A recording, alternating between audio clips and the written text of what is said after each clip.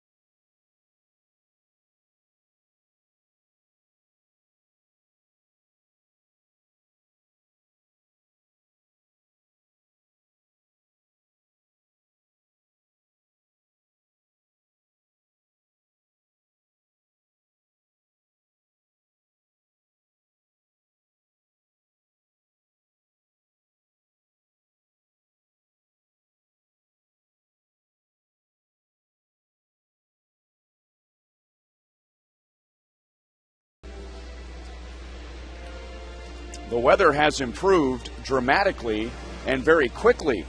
Let's go down to the field and get an update from Joel Goldberg. Well, I can't say, Ryan, an hour and a half ago I expected to be standing out here dry because there was the loud thunder, lightning, heavy rains around 4:45 or so, and you know how the weather is this time of year in Kansas City. The radar may say one thing, something else could happen, and so they were expecting the heavy stuff as early as 2, 3 o'clock today. Put the tarp on around 3:15, had some light showers, then the heavy stuff came. They're saying maybe some light stuff over the next hour or so.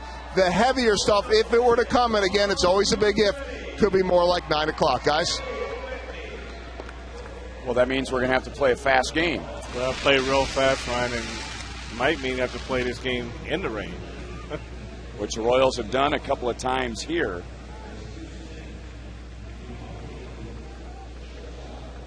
Kyle Davies last year was 2-0 against the Cleveland Indians, giving up just 3 runs in a little less than 12 innings, but he did walk 7.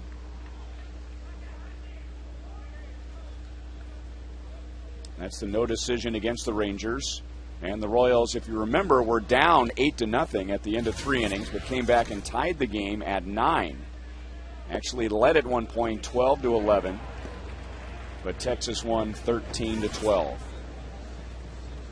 Now, with the problem the Royals have had in walks so far this season, and everybody's talking about it on a daily basis, sometimes you wonder, well, what happens if you just quit talking about it?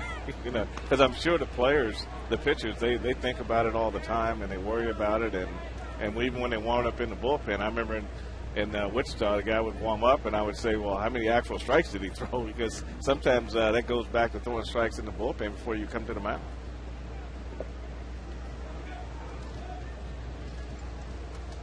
One and two on Asdrubal Cabrera, who was 0 for 5 last night, all 5 plate appearances leading off the inning.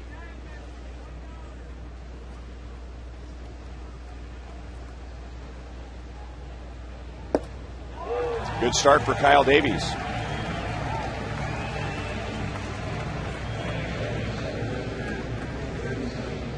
Now, Kyle Davis is still pitching that aggressive way with his fastball, Ryan, and here, you look at the first 2 pitches right in the center of the plate. 0-2, you look for a waste pitch, and this pitch here is up a little bit, but right at the top of the zone, but out over the plate. So, looks like he's not going to waste many pitches tonight if he doesn't have to.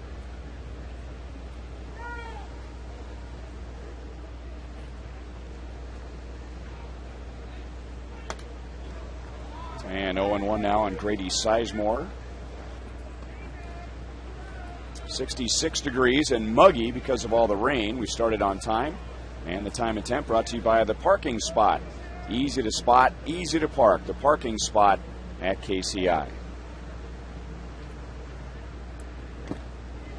And now no balls, 2 strikes on Grady Sizemore. So Davies 0-2 against the first 2 hitters.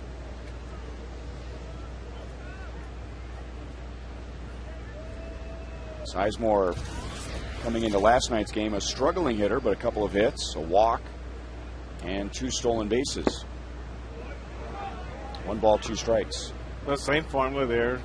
0-2, comes up with a fastball. Didn't get this one out over the plate, but it looks like Jason Kendall's going to make him throw the ball inside a little bit more with his fastball. And a breaking ball is stroked to center field, but Meyer is there for the second out.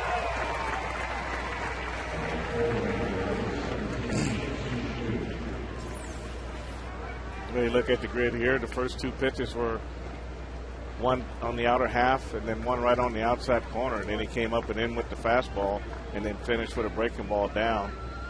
That's the ball he hit to center field for Mitch Meyer.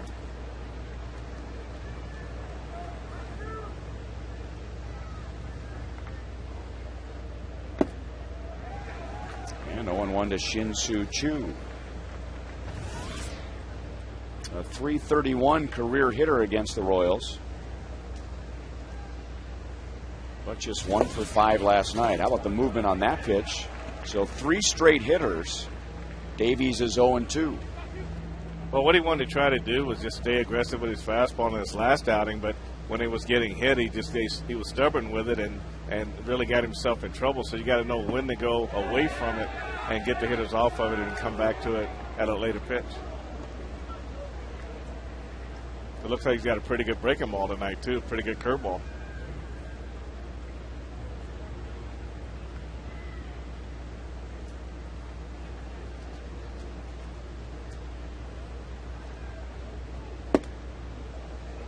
Two balls, two strikes.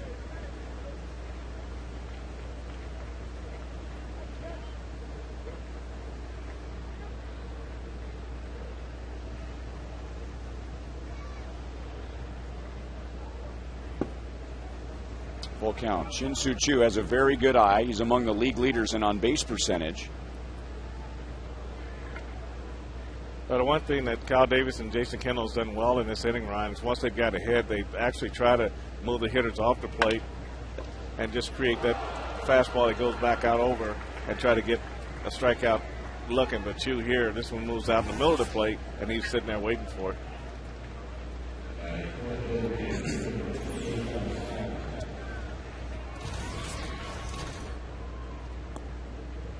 So you to watch Billy on that replay. He goes straight across for this ball, Ryan. A lot of times, a gain ground, you got to give ground. So do a little drop step and give like back toward the second baseman a little bit. You might have a better shot at catching that ball.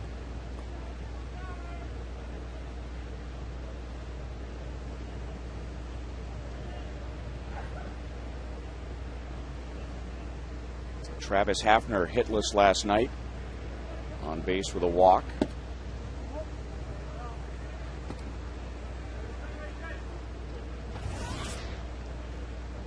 Four years ago, Travis Hafner had 42 home runs, 117 RBIs. The year after that, 100 RBIs. The year after that, the shoulder problems.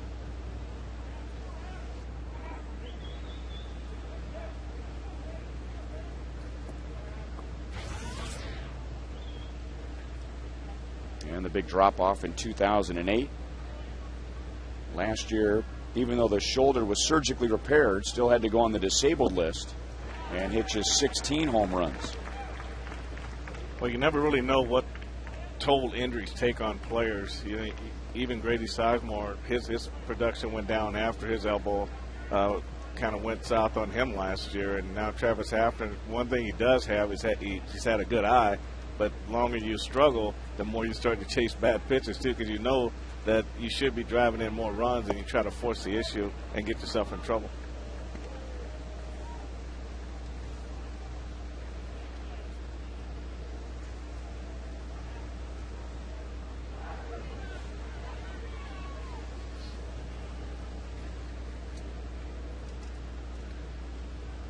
Davies getting a couple of quick outs.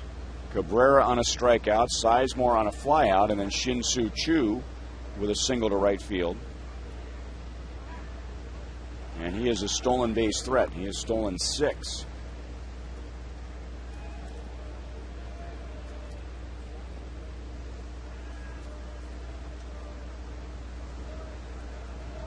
And he takes off.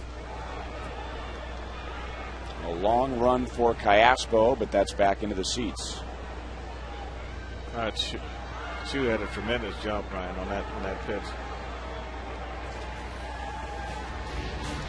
And here are the Royals defensively. No changes in the outfield. Mike Aviles is still at second base. And Jason Kendall behind the plate.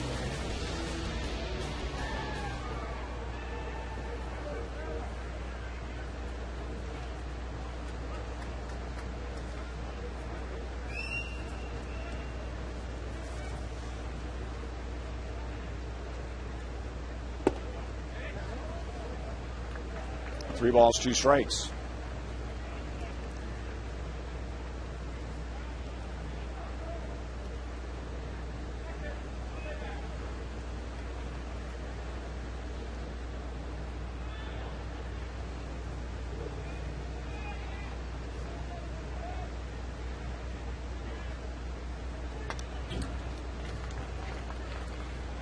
Still 3-2.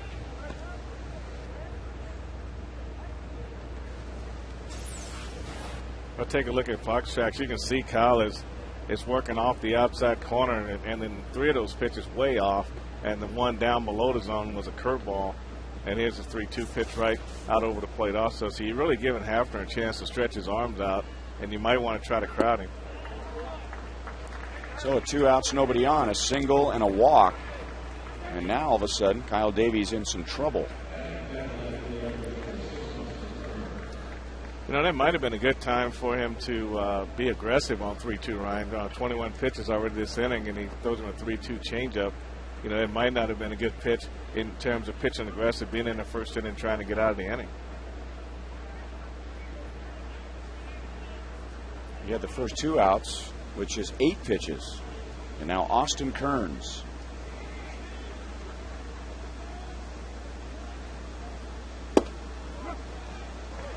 Cut fastball in for a strike.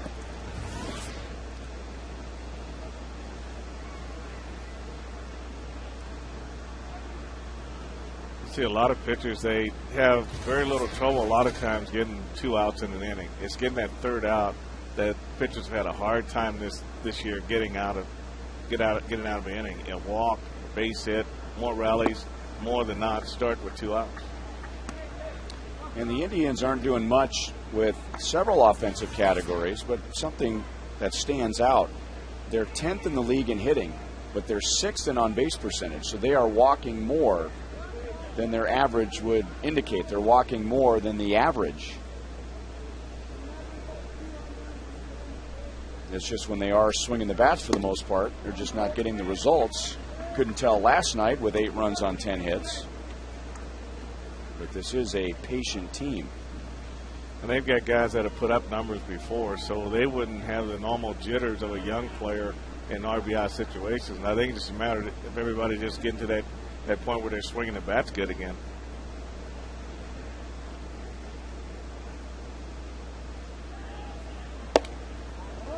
And now 3 balls, 1 strike. It's a 25 pitch inning now for Kyle Davies.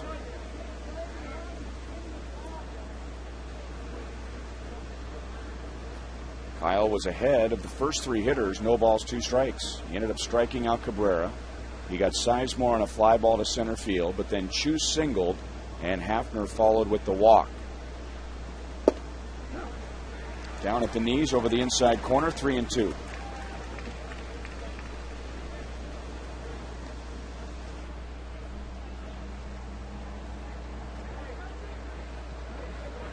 Usually with Kyle, if he's going to get in trouble, it's going to be in the first couple of innings, and that's where you kind of like to have him establish himself a little bit better. But he knows if he can work through some tough jams early like this and he settles down, he can go a long way in the ballgame. Still 3-2, a 27 pitch inning.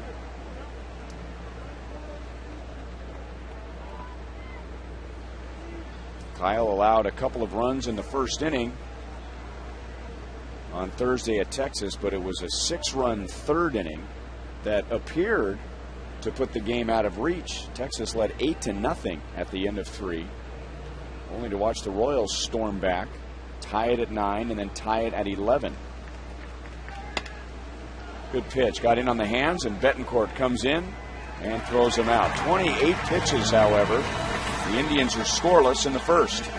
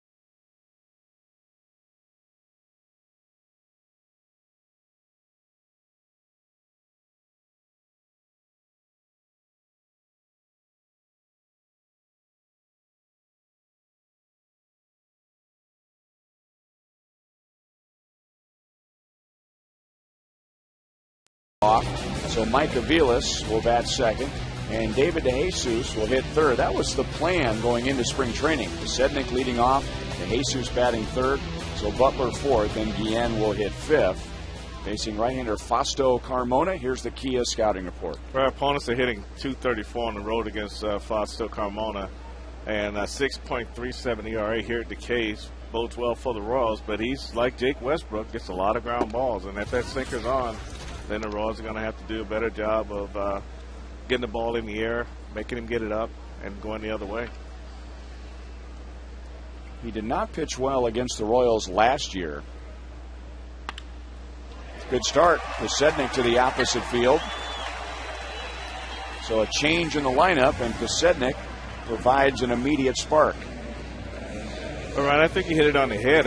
Going into spring training, this is the lineup that we kind of looked at as being the possible lineup, and this has got Sednick all the way right here. Just goes right with that fastball the other way with David in the third spot, and it can, with Sednick being more the catalyst for a leadoff guy, get on base, steal bases, and you end up with a man on third in the first inning with your number 3 hitter hitting. So that's ideal if you can get it that way. And he is running, so the Royals are going right at Carmona and the Indians. This is where Mike's an aggressive hitter, and this is where he's going to have to be a little more patient with Sednick on first. I mean, he can steal a base, and he gets a great jump right here. He's got 3 steps already on Carmona before he releases the ball. So this is where Mike's going to have to let him, at least give him one pitch to steal that base, then try to use his ability to hit the right side to get him over to third base.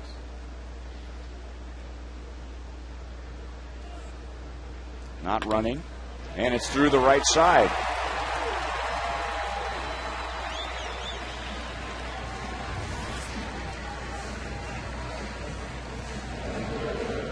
Raw hitters so far, Ryan. This is a perfect recipe for hitting a sinker ball.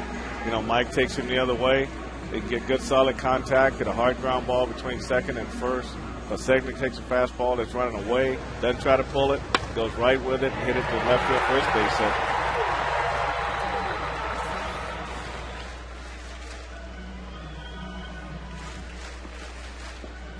Well, we know that Sednick can get on base because he's been a leadoff man for most of his major league career. We know that Mike Aviles can bat second. Now the question is, how will David DeJesus handle being the number 3 hitter? Well, I think it's right now, Ryan. It's one of those things that sooner or later you got to tell a guy, look, you got to do it. I remember coming from the 8th spot to number 3 when George got hurt. Dick Howell just said, hey, just be yourself. Just go down there and be yourself, and don't try to beat George Brett or anybody else. And I ended up being player of the year that year. So you just got to kind of know who you are and don't change. And you should be fine no matter where you hit in the lineup.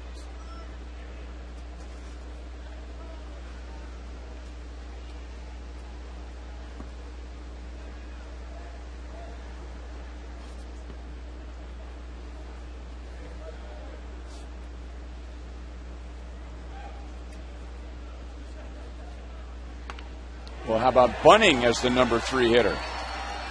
And in a way, tearing a page out of Scott Sednick's book. Best case scenario, you get a hit. Worst case scenario, you move a couple of guys up. And that's okay. And that's what I mean by, always remember who you are. Whether you're batting third or fourth, you're still going to do what the situation calls for. If you go in there trying to swing away and drive the ball, hitting a double play, then you're not really helping your ball club. But David knew what the situation called for, got the bunt down, and got 2 runners in scoring position.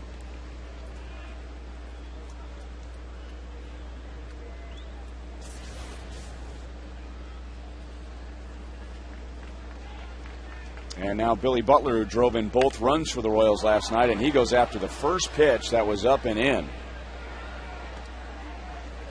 2 down.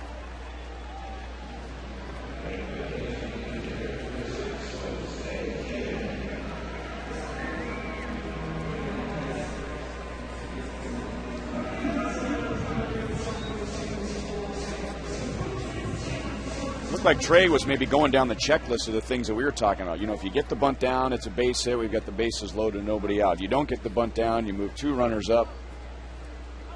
But I like your point about, and we hear about players changing their spot in the batting order and feeling like they have to change. And usually the manager is not saying that. They're saying, we're just changing your spot. We're not changing you. And that's, you hit that right on the head. And I think what Trey's doing right there is just some confidence building. You know, David, we know you don't like, you know, moving out of the number one spot, but you do have value. This is how you just help the ball club, and just trying to create that confidence in David. And if he's going to be in that spot, just make him more relaxed. Jam almost hit the umpire, and Grudzelanek throws out Guillen. So a good start with a couple of hits and 2 in scoring position, but no runs.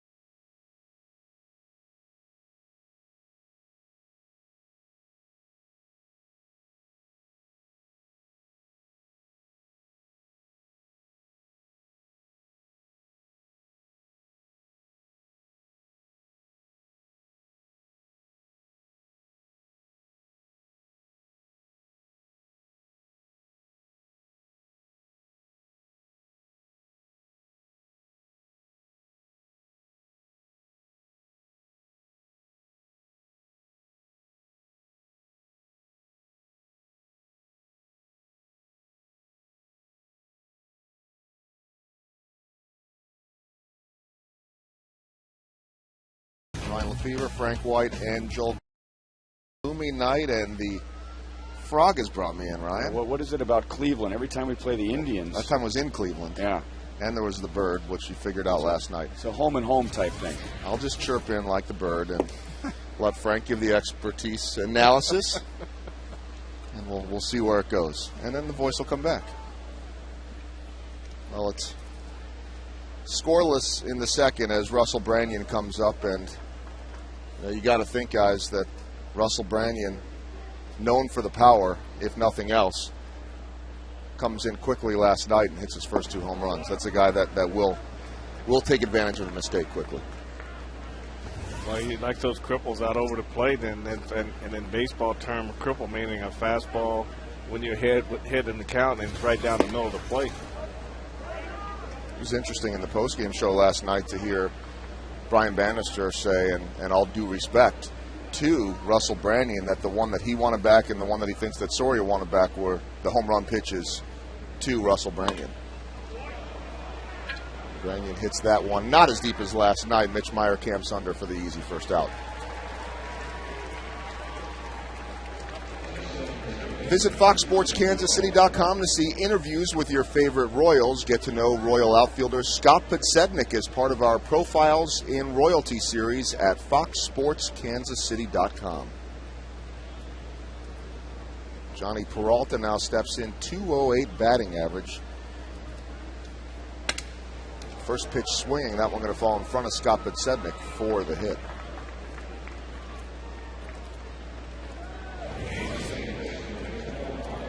Coming in this game, Peralta has faced Kyle Davies 9 times and walked 6 times. And here's a fastball that was riding in on his hands, and he was able to pull it in and get a line drive to left field. I think his bat ball, even probably broke his bat, it sounded like it from up here.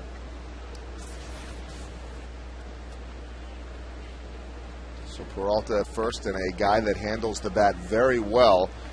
Mark Grudzelanek now coming to the plate. It was interesting talking to Grud yesterday, as he said that there were some nerves for him and just some anticipation, and this is something that you didn't have to deal with, Frank, in coming back as a player to somewhere that he really, even though it was only 3 years, cherished his time here. 2,000th hit here, won a Gold Glove here, and he said that he really wasn't sure what to expect, and his wife kind of calmed him down on the phone and said, look, you've returned to places that you've played before, and they've always been appreciative, and I think that was the case here as well. Well, Joel, I always had nerves and anticipation before every game. And I'm being honest when I say that. I always wanted to go into a game and always wanted to get the first ground ball, because I knew once I got the first ground ball, I would totally relax. And then if I went to bat for the first time, I'd totally relax. So it was an anticipation of how the game was going to start. Could you imagine, as Davies delivers ball 1-1-1, could you imagine, and you never had this, if your career had taken you elsewhere, and then having grown up in Kansas City, coming back to, at the time, Royal Stadium? I've probably been a rock star, huh? You already are. Come on, you just set yourself up for that one. Grudzolani puts that in play. Peralta was running, so the only play at first base. Alberto Callaspo makes it. Runner advances to second, 2 outs.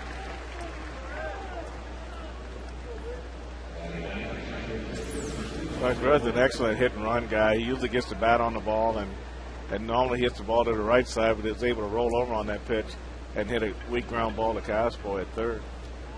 Yeah, I know what you're talking about, Joel. I mean, I would imagine. About being a rock star? No. No, just coming back home. I mean, just coming back home after going away, playing here for a long time, going away, and then coming back. There would be a lot of anticipation. Well, he'll get to see the Royals 18 times this year, 16 more games after this one. As Mike Redmond comes in, going to hit a fly ball to center field. That's going to do it. Kyle Davies, nice, smooth second inning. Scoreless, middle of the second.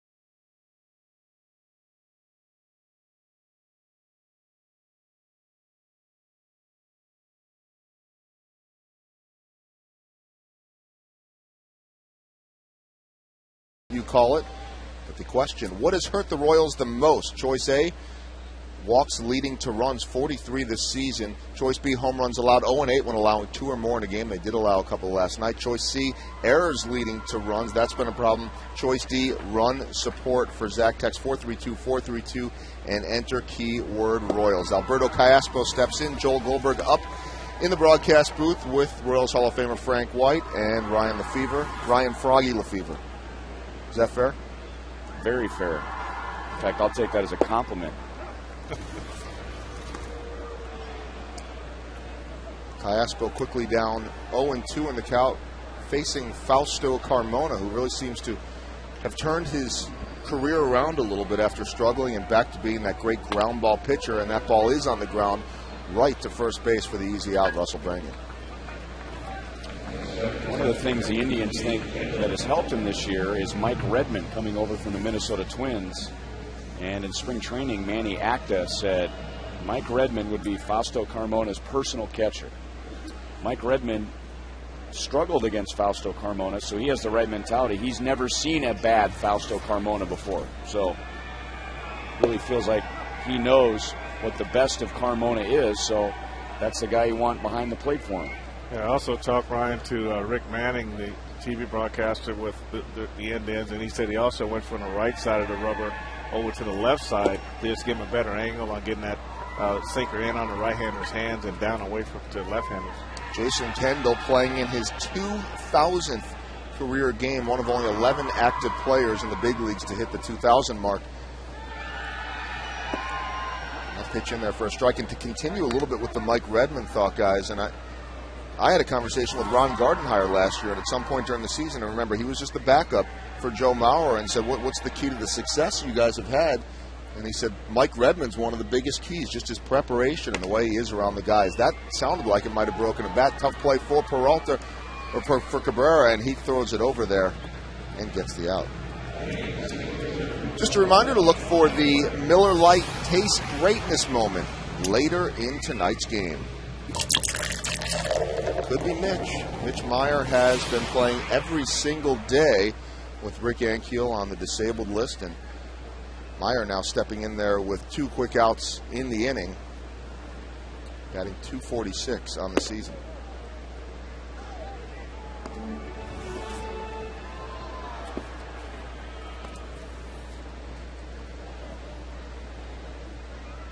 I think the one impressive thing you see there is the on-base percentage. He's been finding a way to get on base, playing great defense, and so what they lose with Rick Ankiel being out is the power, but they don't miss a whole lot defensively, Frank. Well, they don't miss much on the bases either, Joel. Right. You know, he's still able to steal a base. He's still, in my opinion, one of the best base runners on the ball club. And the thing about Mitch, he never complains. He just does what the club asks him to do and does it at 100% all the time. You had an interesting discussion with him at one point on the road as you see Rick Ankiel biding his time on the disabled list and trying to get back from that injury, the quad injury.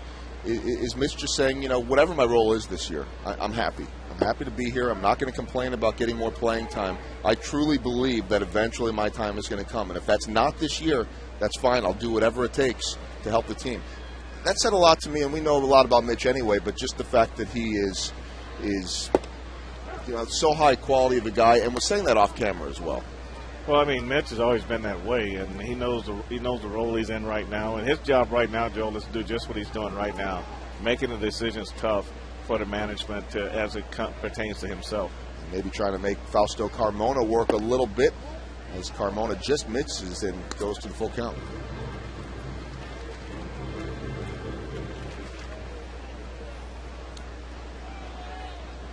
Carmona has worked quickly, or at least efficiently tonight, as late here in the second inning, in the bottom of the second, thrown 21 pitches so far, but Mitch trying to make him work a little bit for it. Perhaps swinging at ball 4 there. You know, anytime it's close, you take it out of the hands of the umpire. You want to get yourself out. You don't want the umpire to call you out. And at the same time, too, Carmona is one of those guys that, emotionally sometimes it gets to him, and they say he's been able to control his emotions a lot better and just pitch with a lot more poise and confidence. Well, Mitch swinging and gets the line drive hit out to right field, so 2-out hit for Mitch Meyer as he tries to get things going, and nice at-bat there, Frank, for Mitch Meyer. Well, you just got to battle, Joel, and I'd say with 2 strikes, you got to foul out off the top. But you see, he worked him away with everything. The fastball's running down and away, and even below the zone, and finally he leaves one in the center of the plate, and Mitch takes advantage of it. It'll be interesting to see here if, Mitch can steal a base, is whether or not Trey Hillman let him go in this situation, and if he lets him go, whether UNES is going to take a pitch and let him try to steal this base with 2 outs. They've got to find a way to get these runs across, and they've been able to get that runner to second base. That hasn't been the problem. It's been getting it past second base. Well, you're right, Joel, and you just take guys who are accustomed to driving in runs. You got guys who, what we used to call table setters, and I was one of those guys for a long time, which get guys in position, and then you try to get your middle of the order up there with those guys in scoring position. Those are the guys who usually bring those guys around. It's been interesting. The now what has been sort of a three-headed monster in the middle of the infield. And the one guy that seems to have secured his place quickly has been Mike Aviles, and Unieski Betancourt as he bounces the ball off Carmona's glove, but still an easy play at second base for Mark Brudzalonic to retire the side. Scoreless after 2 here at the K.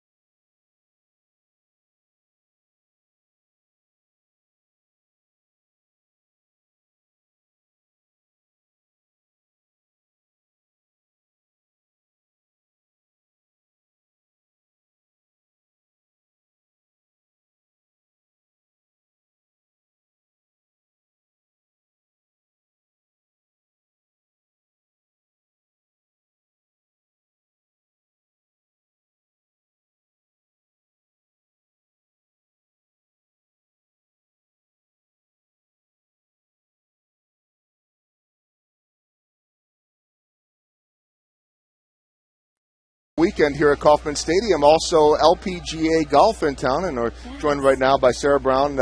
Good, first of all, to have a Big Ten woman up here. Yes, go Michigan State. I'd say go Wisconsin, but that's okay.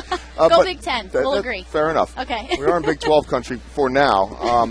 As the Indians lead off the inning, as Drupal Cabrera leading things off as he did all night last night. Tell us about the LPGA event this weekend. We are the Durham Med Futures Tour, and it's the developmental tour of the LPGA, and we're here in Kansas City at Leawood South Country Club at the Mercedes-Benz of Kansas City Championship. So it's this weekend, Friday, Saturday, Sunday, and we would love it if everybody came out and watched. Well, get a big crowd like this. Yes. Joel, I had an opportunity a couple of years ago to play in the first round of that, the little practice round before it started. The Pro-Am. It was a lot of fun. Yes, yes. So there's one of those tomorrow, and then the tournament will start Friday. Oh, wow. Yes. Frank, they didn't ask you back. Or maybe you were busy with baseball. I wasn't doing this at the time. But I've seen Frank play. He can play. That's pretty good. Frank can play. Well, then you can just come out. We'll give you some lessons, tips, and stuff. See, we were asking her during the break where she lives. I mean, if you're playing golf year round, you can't you get away with a lot of months here in Kansas City, but you got to be somewhere nice like Tucson, Arizona. Yeah, Tucson, Florida. I say those are like the golf meccas. But it was 90 when I was there for Mother's Day, so that's nice. A little warmer than here, but still, nice night for baseball. It's nice so far. The weather, the rain has held off just like golf. We don't want a whole lot of rain. Cross the fingers. Yes. Well, how many golfers are there? In are 144 girls from all over the country, and they're Mexico, different everywhere, and so.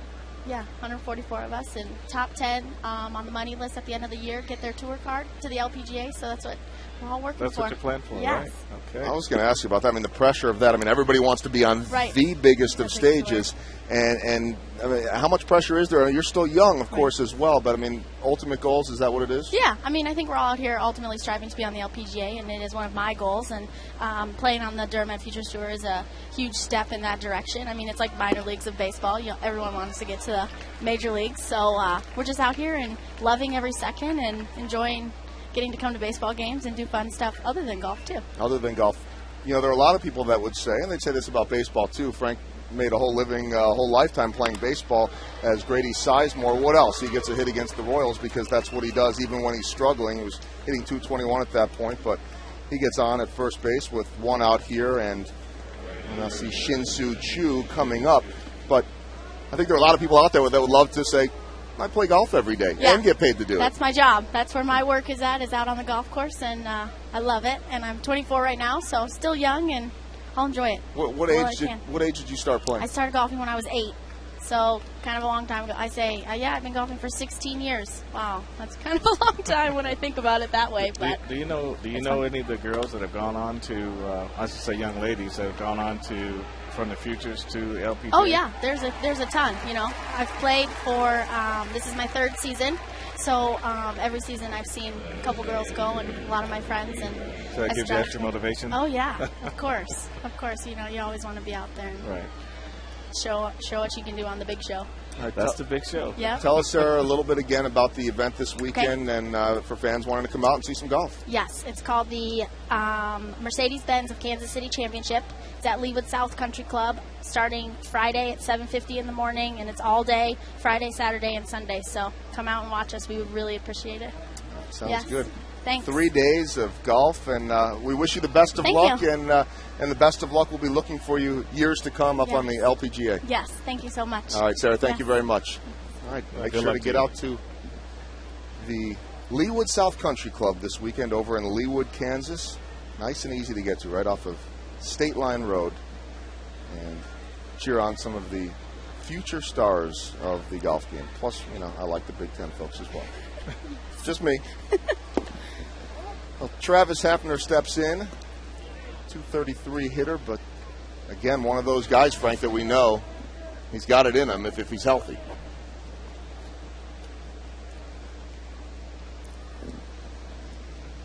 Well, Travis has got good.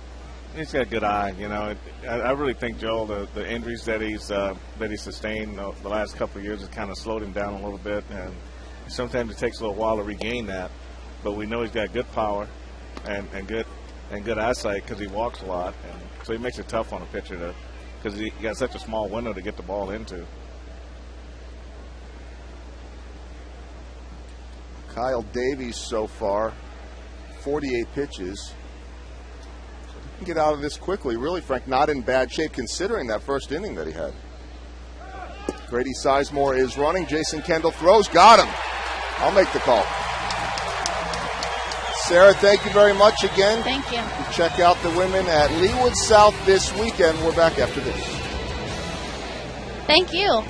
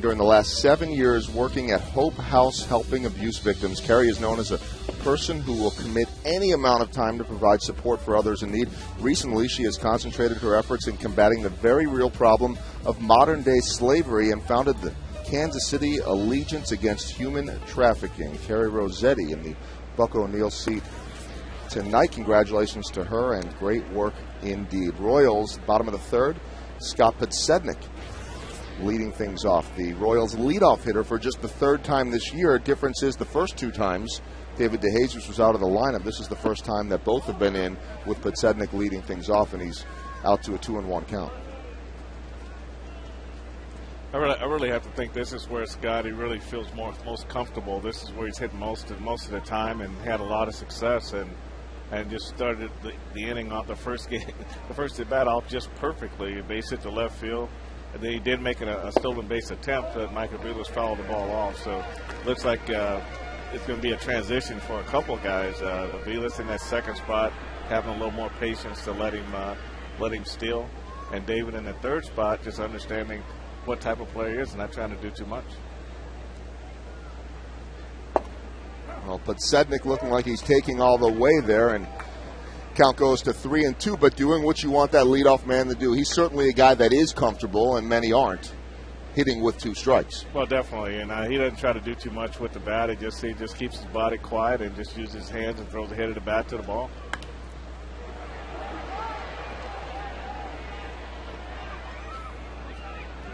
That ball out of play. Let's take a look at tonight's league leaders, brought to you by your Kansas City area Toyota dealers. League leaders, most team singles in the American League. Scott Podsednik certainly part of that attack, as the Royals do have the most hits in the American League, Frank. 3rd overall in the AL with base hits there with 314. And so the hits certainly have not been the problem, as Podsednik does deliver a hit on cue there. Nice at-bat for him at 3-2. Well, we knew coming into the season they were going to be a team that sometimes 3 hits were going to have to give you 1 run. And really just boils down to figuring out how to get those runners in once you get them in score position. And like I say, this is what Scott Podsednik does. He doesn't try to do too much, hit the ball right where it's pitched, right back through the middle, and he got him another base hit. Well, that brings in Mike Aviles, and maybe a replay of the first inning, Frank, as Trey Hillman set up this lineup, trying to generate a little bit of something at the top of the lineup and shuffle things around.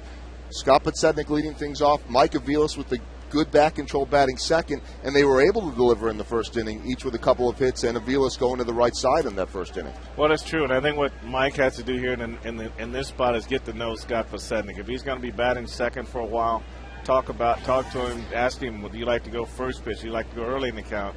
And then that'll tell him whether or not he needs to give a fastball away in order for him to steal. But you'd like to see him steal second, then have Mike advance him to third, and have your number 3 hitter hitting with a man on third, less than 2 outs.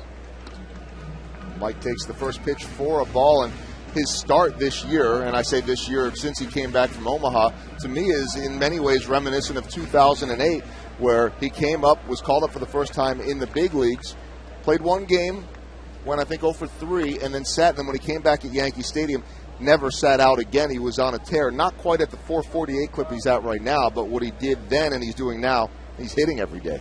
Well, I think that first start was not eventful at all for Mike, and he took a couple funny swings and didn't look that good at the plate. And like you said, after that, he sit for quite a while. And to Mike's credit, he just did what he had to do, and next thing you know, he's in his hometown, his own backyard, and he's starting against the Yankees, and he never looked back. Well, Fausto Carmona, who has looked very good for the first 2 innings, down 2-0 early in the count here against Mike Aviles with a runner on. Mike Redmond going out to talk to him, and Trey Hillman looking on, along with Billy Butler, as of tonight, or at least for tonight, the Royals' new cleanup hitter. Well, this is an area where Scotty could really steal right here, and give Mike a chance to get that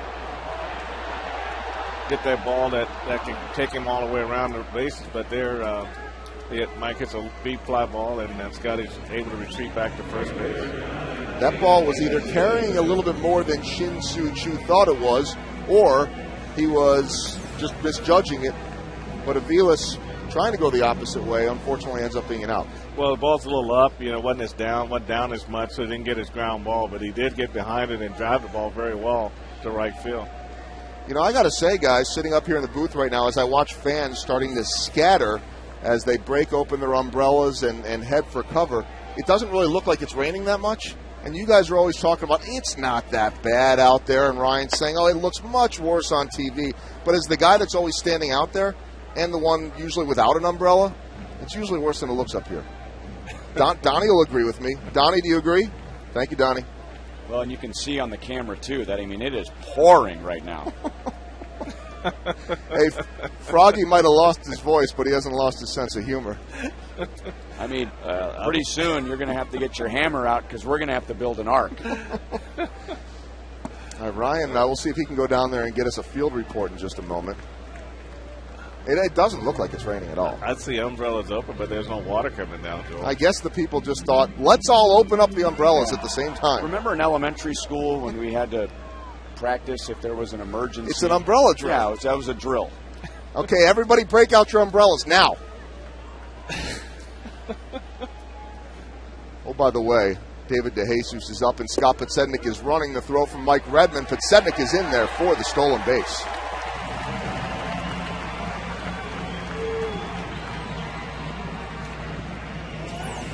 You know, it's pretty obvious that Scotty's got a good read on Fausto Carmona, and he takes second very easily right here. But you really would like to see him do that with Mike Aviles up at the plate with no outs, and that would give him a better opportunity to score a run. Well, a runner on second base, but instead of a runner on second base with no outs, it's a runner on second base with one out, and now David DeJesus.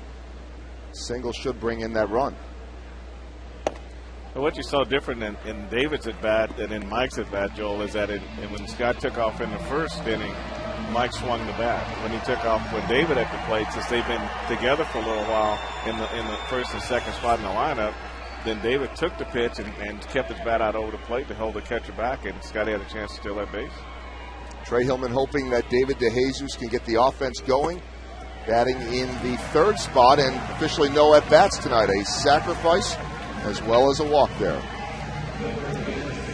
Ladies come out to the K on Friday, May 14th for the first girls' night out of the season, presented by Celsius Tannery. Get great pregame entertainment and pampering, plus the first 10,000 ladies will receive a Royals t-shirt. Proceeds from the event benefit Susan G. Komen for the Cure of Greater Kansas City. For details, go to royals.com/girls night out.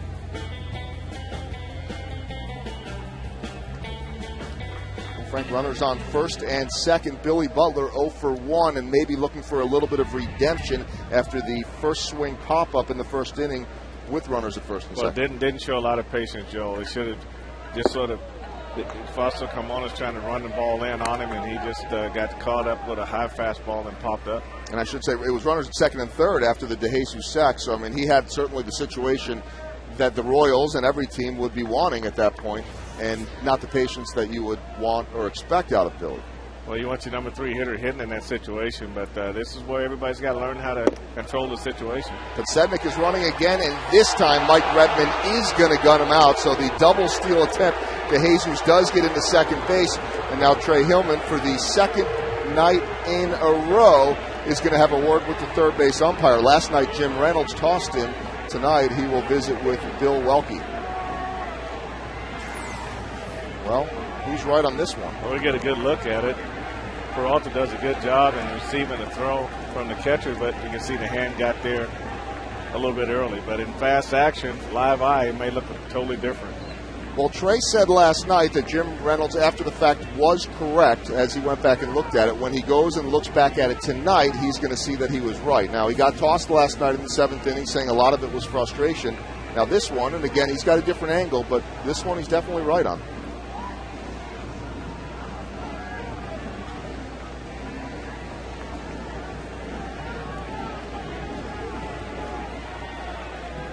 Well, the umpires were right last night, Frank. Tonight, it's a quick play, but tonight, Trey Hillman in the right. There's the man, Jim Reynolds, who ejected Trey last night. Clearly a lot of frustration. Team struggling, 6 losses in a row, but that's a big play there. Well, anytime you're thrown out, with Scott's speed, you're in scoring position at second base, and you got 2 shots to try to get him in. But at the same time, with his speed, he has the ability to steal third base. But you just got to make sure that the play is not that close if you're going to do it.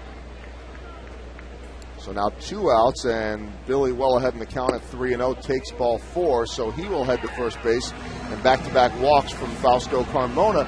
And I think, Frank, we're seeing that a guy that lives with the ground balls and is certainly the king of getting double plays seems to be up a little bit. Well, he's up in his zone right now, Joel, and you're really giving the hitters an opportunity to take advantage of him. But I can really see what Trey Hillman's trying to do here. I mean, you're not scoring any runs, and you're just trying to create some kind of aggressiveness on the base and try to create a lot of fire on these guys. Jose Guillen and his 8 home runs coming to the plate. Manny Acta, not pitching coach Tim Belcher, is going to come out to the mound and have a quick word with Fausto Carmona. This is a guy that really has looked like the Fausto Carmona of old. I was looking, it was interesting. We were talking about him on the pregame show a little bit, and we were really talking about strikeout to walk ratios and how a lot of the Royals have struggled with that. Fausto Carmona is a guy that struggles with the strikeout to walk ratios. As a matter of fact, he has more walks than strikeouts. What enables him to get out of those jams and some of that trouble is a ground ball and a double play rate that happens much more frequently than many pitchers in baseball. Well, he's got that good running fastball. He can get in on the hands of the right-handed hitters. And then also, you see how that ball just ran across the zone like that. So if you don't catch that pitch out front, then that ball's going to jam you like you did the first time up with Jose. Does this one count now, Ryan? Yeah, when those guys come running out and get behind the tarp, it's the real deal. Okay. Could be a drill for them, too. We don't know. Tarp drill? Yeah. We had umbrella drill. Now we have tarp. Now, those guys don't do drills. They just go. Have a chance often to visit with a lot of those guys on the tarp crew as they're hanging down below for situations like this. They do a great job. Thankless job often. Jose Guillen in a hole 0-2. Been hitting the ball hard lately. Just a lot of bad luck. And there you see the rain, which always looks worse on camera. Yep. If I've learned anything from Ryan. There's know Tim why? Belcher, by the way. You know why? Yes. Oh, you do? Well, I've heard you, but you do it so well. It's the lights. Well, and it's also the span, the distance that home plate camera is, and all the raindrops in between. Of course. Well, Carmona gets Guillen chasing, escapes the jam, and still no score after 3 innings at Kauffman Stadium.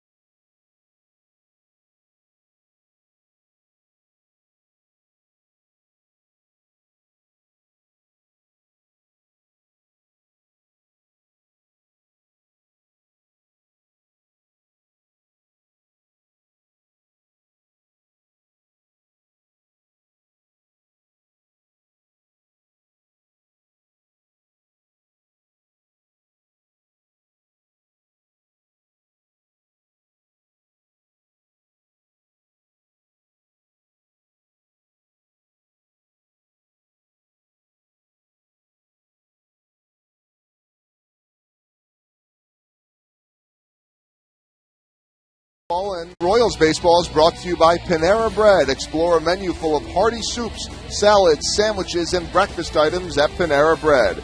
And by Thoroughbred Ford. You'll be surprised at how much more you get at Thoroughbred Ford.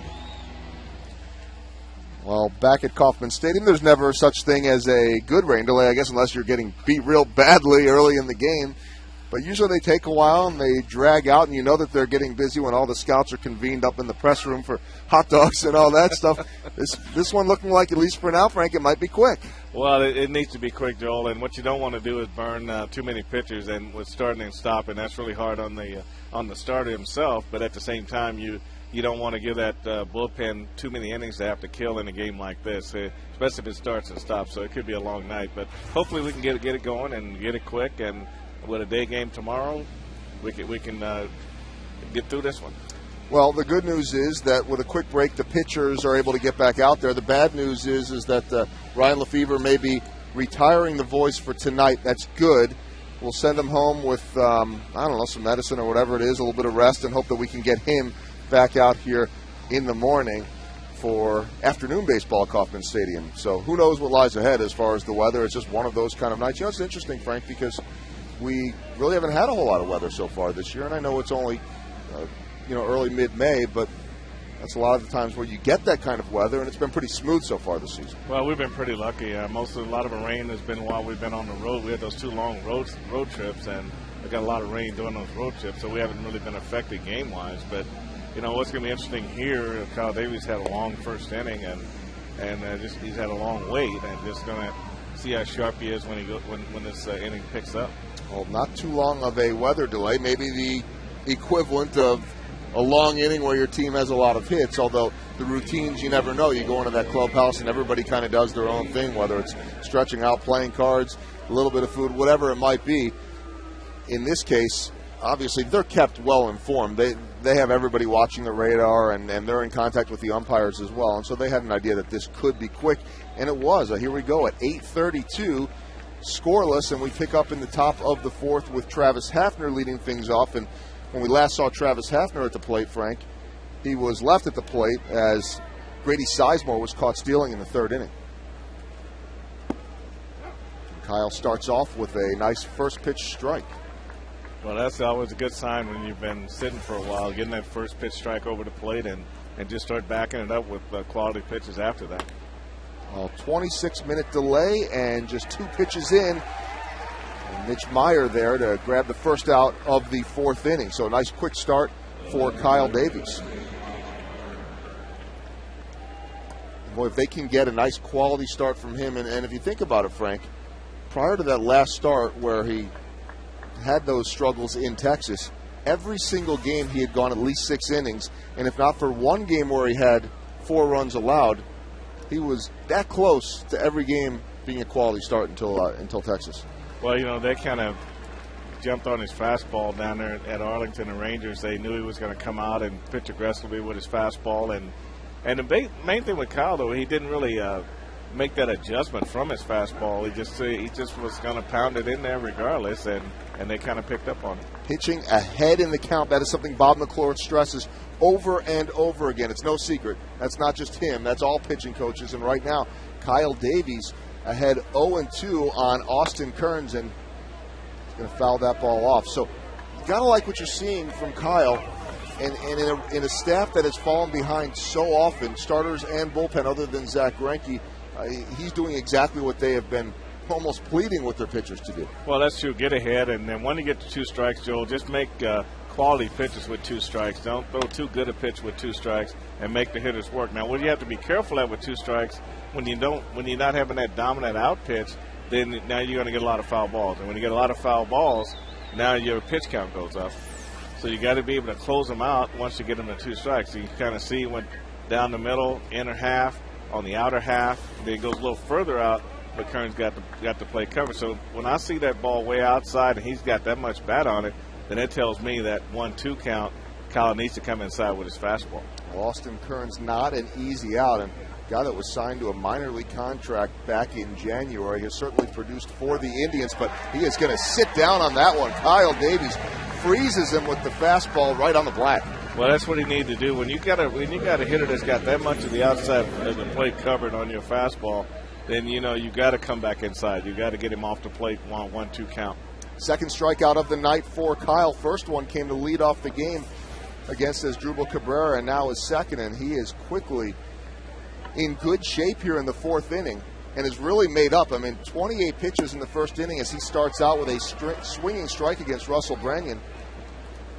And you look at the pitch info now, Frank, and as is usually the case with him, dominant with the fastball. Well, now you have to pitch off the fastball, and Bob McClure said regardless of what your all-speed stuff is like, it's only good if your fastball command is there. And then that changeup is, of course, a very good weapon for him as well. So again, ahead in the count 0-2, and we talk about if you want 15 pitches per inning. Well, if you're at 15 pitches per inning, if he gets this out right here, he's at 60 through 4. Kyle slips on that one. Let's see if Trey is going to go out and check on him. You worry maybe with that, and obviously with the slippery conditions out here, you see Kyle slipping, and I guess the first thing you worry about is potentially the back or who knows what else. He is waving off the trainers right now. Well, when he tried to bring that right leg across, his left foot, his plant foot in that hole that he steps in all the time, just sort of gave way underneath it, and it might be one of those things where he may have to take the little thing and clean the bottom of his shoe and get some mud out of his shoe. Is that the name for it? The little thing?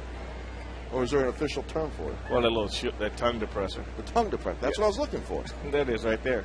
The tongue depressor. Or the little thing. Kyle misses on the fastball inside 2-2. But back to the pitch count, 28 pitches in the first inning. If you think about that, that's almost 2 innings worth of pitches. And for him to be about where he should be through 4 innings, obviously very quick work in the second, third, and fourth.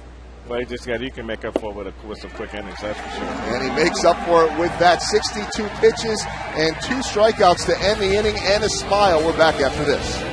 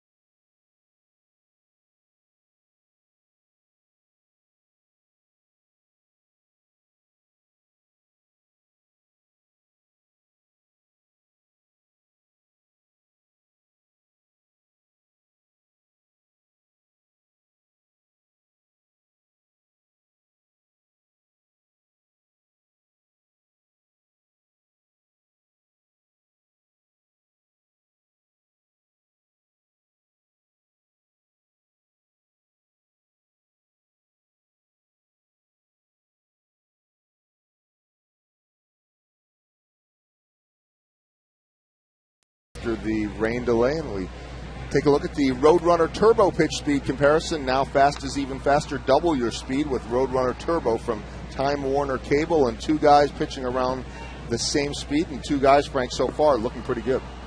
Well, they're keeping that zero in that run column. I think that's what's most important now. Carmona's been under pressure, but that old saying, he's been bending, but he hasn't broke yet, and he's been able to get the pitch that he needs to get himself out of trouble.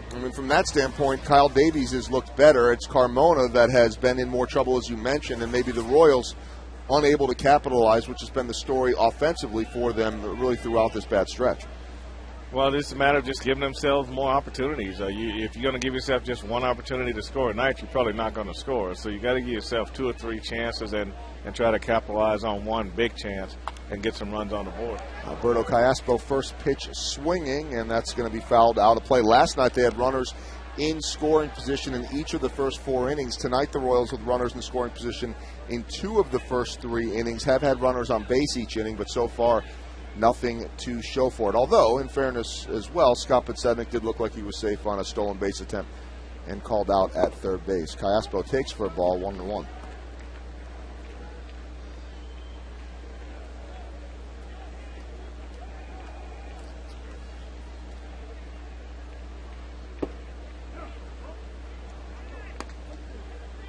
Alberto Callaspo has hit safely in 21 of his last 26 games and just been kind of floating around that 300 mark at 298 right now, and it seems to kind of go above or below every night, and that's what you'd expect from Callaspo. He's going to hang around that 300, you would think, Frank, all year. Well, with his swing, both from the right and left side, he just basically just makes contact, and when he gets in this hot zone, that's when he really tries to juice the ball.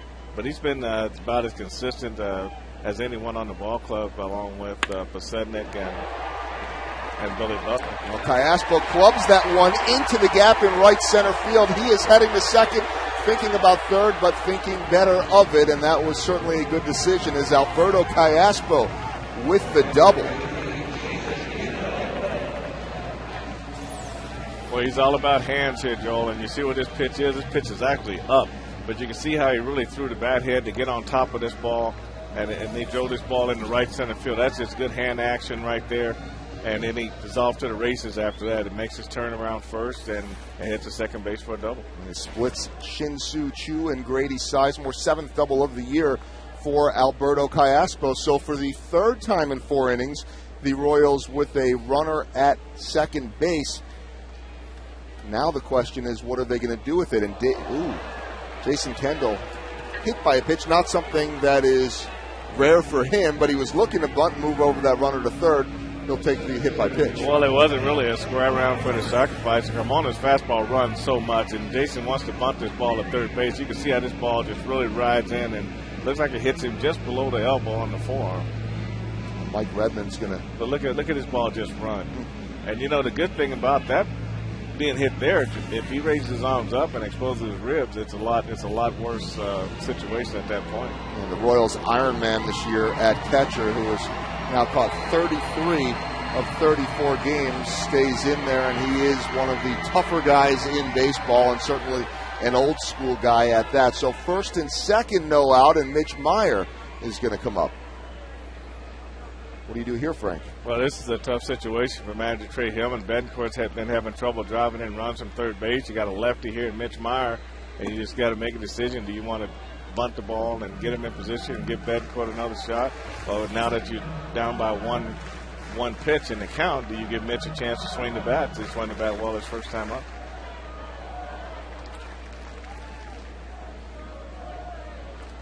Mitch Meyer has one sacrifice on the year, and Mitch tries to drop down that bunt.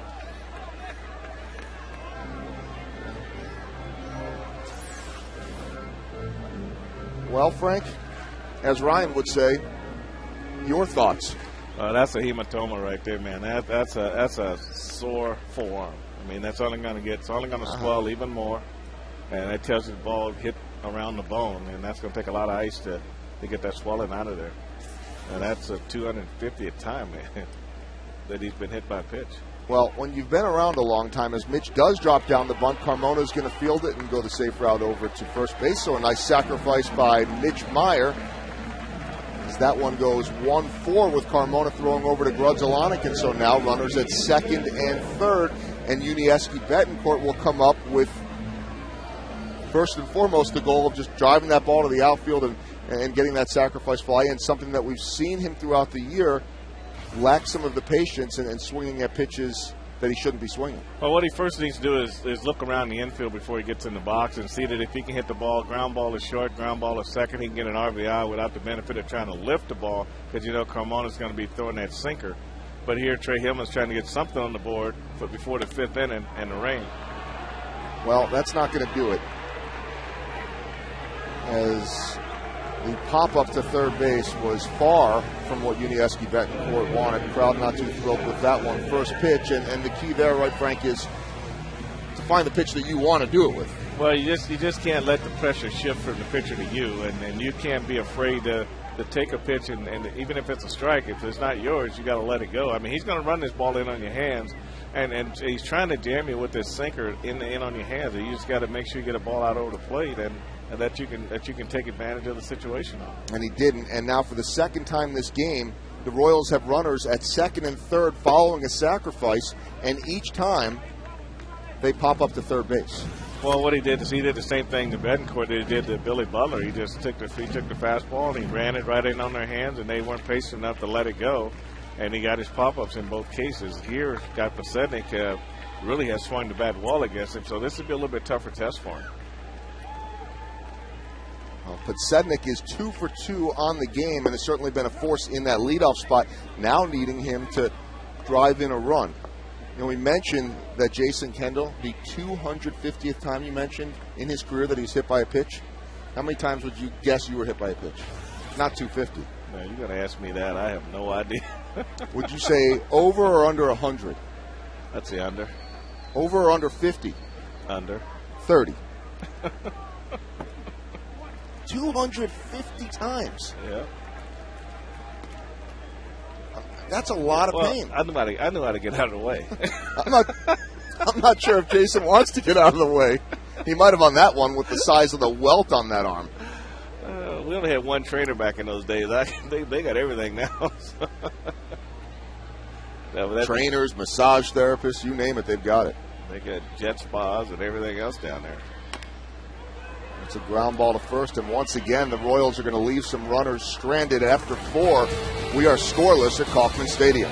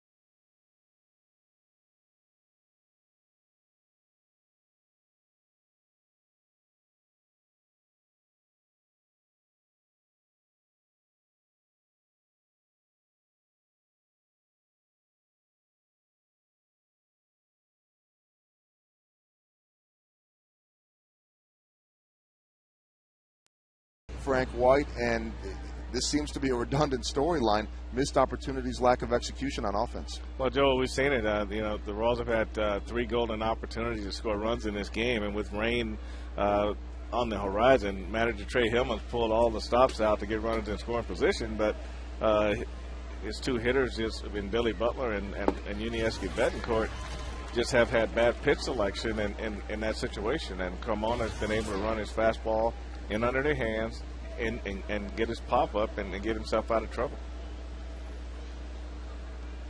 Johnny Peralta, the first hitter of the inning, and a couple of cutters for Kyle Davies, and he's quickly ahead again in the count, 0-2, and 3 straight hitters now dating back to the last inning. He's been able to get ahead 0-2.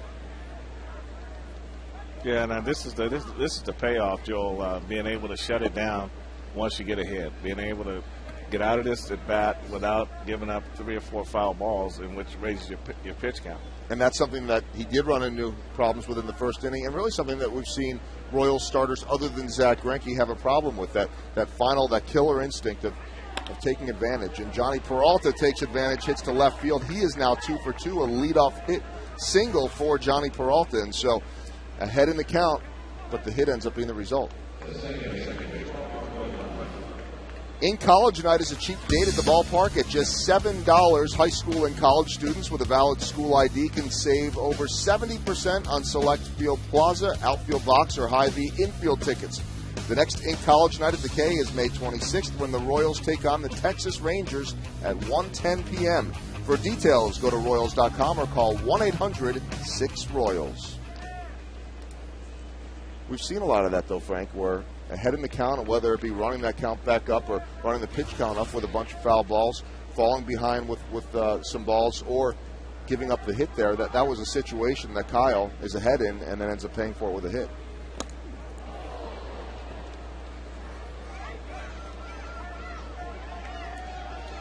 Well, that's one way to get a strike.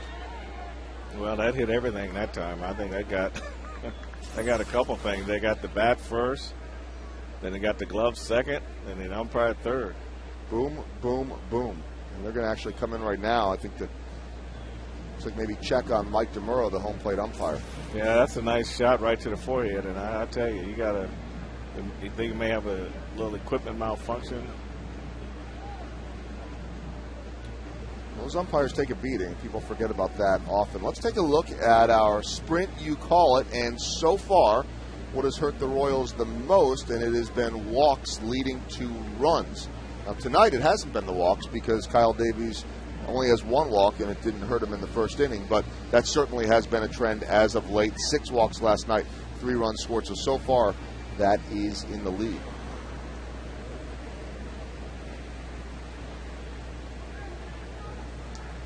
Well, if you're 30 or older, here's your chance to enjoy a unique Major League experience. The Royals alumni will conduct their annual Fans Batting Practice Day at Kauffman Stadium on June 12th. For $300, you can take batting practice on the field with former Royals offering instruction and pitching to you. Then you can stay on the field to take fly balls and ground balls. Plus, you get a pair of shorts, a T-shirt, 4 tickets to a Royals games. For more information, call 816-504-4150. John Wathen, good chance he could be. No, he doesn't throw batting practice. No, he can't throw. He can't throw, but he'll hit you the ground balls. Yeah, lots of ground balls. He'll do that with you. But as George Brett pointed out to me in spring training, Duke can't throw. No, he had that bicep problem, where it kind of ruptured. It's separated from the bone or something, and it just can't throw. It just. Have you seen it? Yes. It looks like Popeye, just on one side. I was trying not to be too descriptive of that, but Popeye's not a bad image, right? Just add a little extra spinach. You know who a great batting practice thrower is? Me? Yes. No. Yes, that's what I was going to say. Want to know why? Why?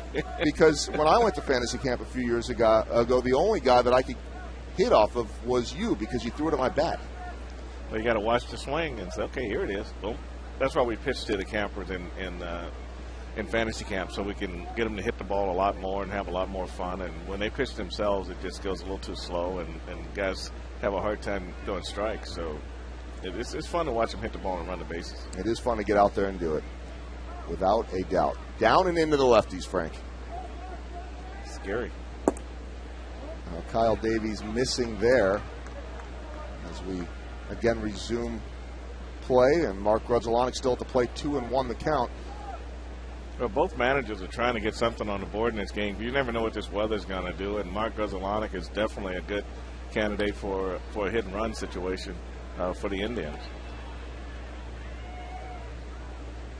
Grudzielanek batting .283, and certainly a testament to his ability in this league, taking a year off, not completely voluntary. I mean, he wanted to play, was looking for the right situation, but back out there and dunks that one in there for the hit.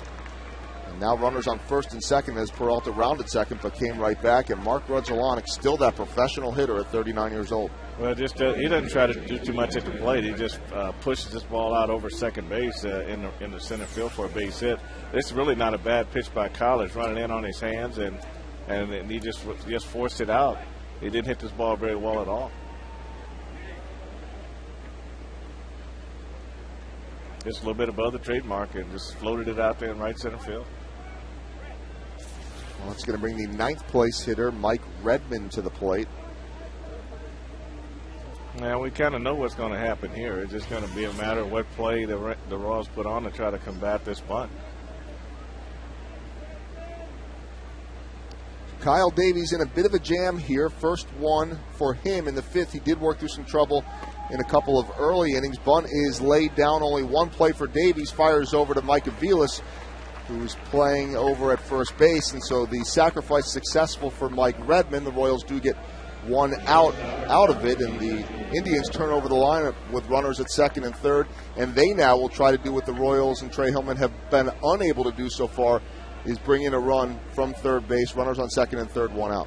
Well, you're right. They put themselves in position, and this is where you capitalize, and this is where you have a game like this. These runs are huge because you get in the fifth inning, and here come this big thunderstorms, and the game's called early. So both managers really were trying to get runs on the board early before the fifth inning.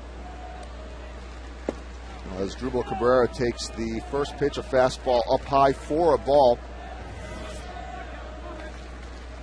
Not a first pitch strike there, but consistently tonight he has been able to throw that first pitch strike. 14 of 20 first pitch strikes so far tonight. As Drupal Cabrera is 0 for 2 with a strikeout and a fly to center field. I know which result of the two of those Kyle would like to have right now. Well, the Royals are willing to give the Indians a run here. They got the infield back at second and short, and if they can get out of this with one run, they'd be happy with that. Strikeout would be even better. Strikeout, pop-up, either one. Or the pop-up. Line drive double play would be even sweeter. There's no reason why we can't get greedy. They say if we beg it, might as well ask for it all.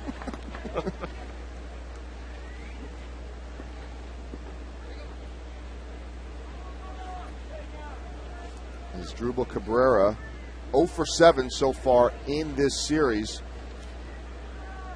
And certainly, as Frank has mentioned, a key moment in this game, even willing to concede the run because of the potential rain and the type of weather we've had all day, and getting to about that point where this is going to be an official game. Kyle working his way back into the count now, and back to 2-2. Having been ahead in so many counts, fell behind in that one, 2-0, and now back to where he needs to be. Well, he really got away with a fastball out over the plate right there. Got fouled back by Cabrera. What he'd like to do is just get him to roll over and hit a ground ball to Billy, and may give him a play at the plate and may hold a runner at third base.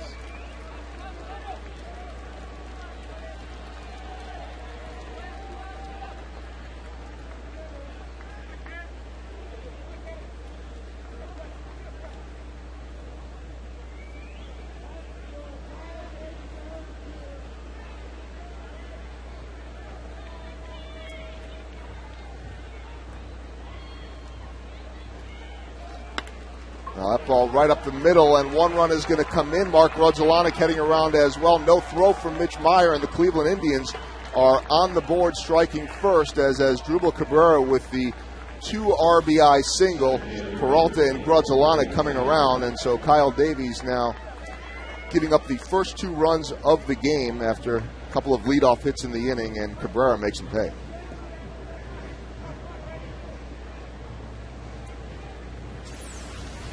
Well, Kyle, he picked the right pitch here. This is a breaking ball, Joe, but he left this out over the plate, out toward the outer half and stayed up.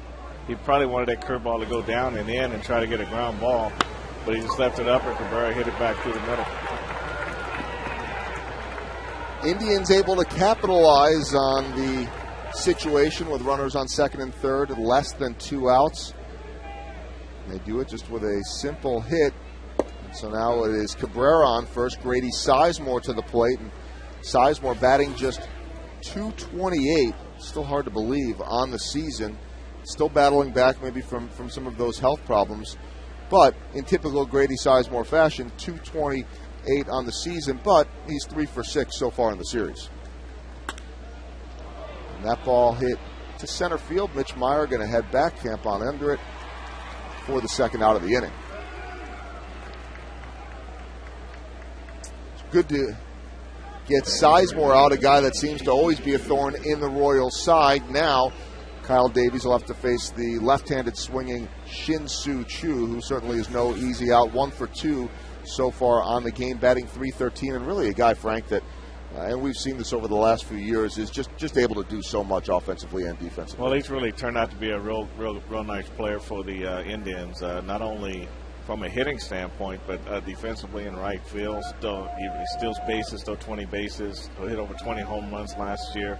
And the thing that a lot of people like about him is that he's got a good eye at the plate and he draws walks. Well, and this is a guy that started in a hole, too. First 5 games was 2 for 18. So you know what he has done since, as he does take a strike there, spinning away, but ball over the plate, is for him to have had a .313 average at this point after starting the way he did. This is a guy that's a big league hitter. Yeah, he's definitely a big league hitter for sure. Might be the most proven hitter on that ball club from a consistency standpoint. Or at least right now the most consistent, because there was a time where you could say that about Grady Sizemore. There was a time that you could say that, at least from a power standpoint, about Travis Hafner, but those guys the last couple of years have not proven it. And now the fans starting to break out the umbrellas and break out the ponchos and the whole rain routine, and this is not a false alarm, as Ryan Lefebvre mentioned before, because we could see the rain coming down. Well, this is what manager Trey Hillman was trying to get. That's why he was trying so hard to get runs in. That's why he was butting guys over. That's why he had Scott Pacini try to steal third. He had 2 beautiful situations, first, second, and third, no out, 1 out, and got pop-ups from Betancourt and from Butler both. So he's put his team in a position to score runs in this game. Offensively, they just haven't gotten it accomplished, and the Indians were able to capitalize. Well, Kyle Davies does get the strikeout to end the top of the 5th, but it is 2-0 as the Royals trail middle of the 5th.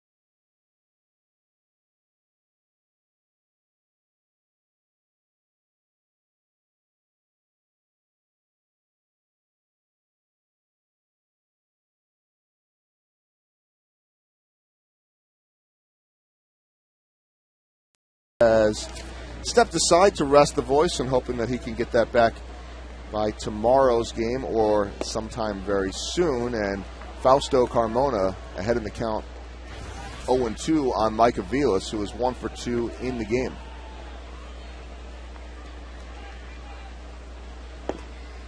Misses on that one. Frank, he has, Mike, such an unorthodox swing and stance, and the little bat twirl, which is a trigger mechanism for him. I suppose it's one of those things as he is going to be called out on the corner there, strike 3, that There are a lot of kids that are going to want to copy that at home. Maybe not something that everybody wants to copy or emulate. Let's take a look first at our AT&T trivia question of the night.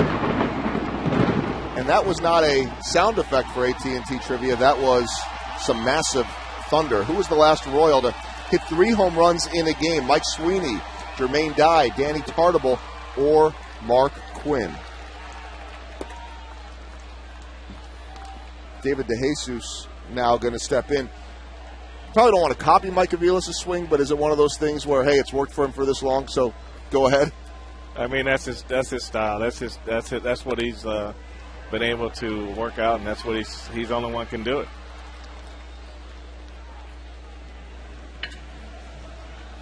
Well, quick round out there for DeJesus, and now Fausto Carmona working quick and trying to beat the rain here in the 5th inning, and it is coming down. Billy Butler is going to come up. He's 0 for 1 on the game with a walk and a costly pop-up in the 1st inning.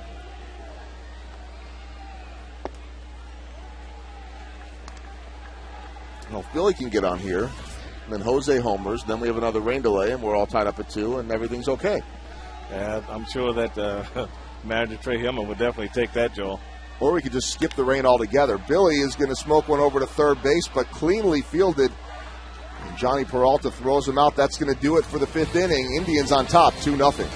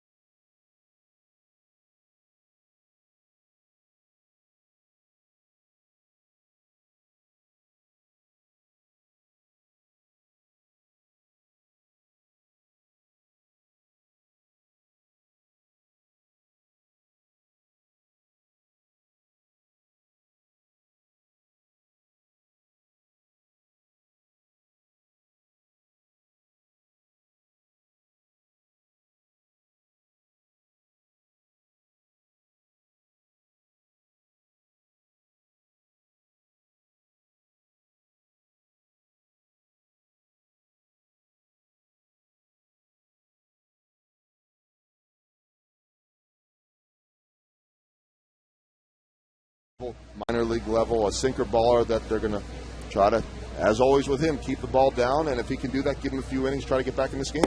Well, I think Trey would love to get a couple innings out of Brad Thompson here, 3 if possible, because he's capable of doing that. He was starting in Omaha, so he was stretched out to start. So if he can get 3 innings out of him, keep the score where it is, and give his offense a chance to keep cooking, I think he'll take that tonight.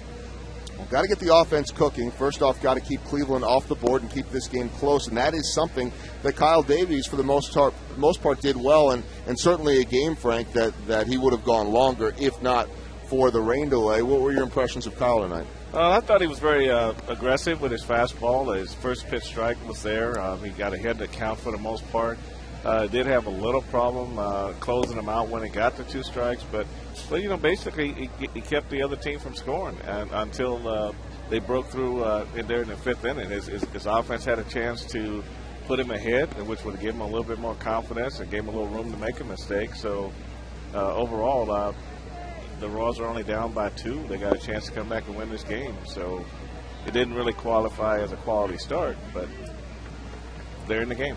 If he had one more inning, and this was only the second time this year that he did not go 6 innings. Last time against Texas, obviously it was not a good night for him, but he'd gone 6 every other outing, and he certainly was looking like he was going to do that tonight. 5 innings, 6 hits, 2 runs, a walk, 4 strikeouts, 21 batters faced, 81 pitches for Kyle Davies. ERA drops from 5.45 to 5.22. So Brad Thompson takes over after about an hour and 9-minute rain delay, and Aaron Laffey taking over. Looks like he will be taking over as he's warming up in the bullpen, and looks like he will come in to pick up the pieces for Fausto Carmona, who is also very good.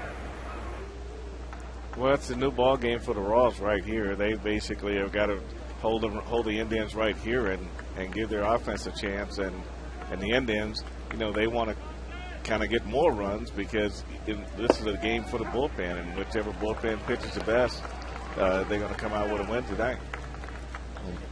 The delay was an hour and 10 minutes, and Travis Hafner, the first batter that Brad Thompson will face, and it's a 1-1 count for Thompson. So Thompson will come in, and it's been decent for the Royals out of the bullpen, 2-2 on the year.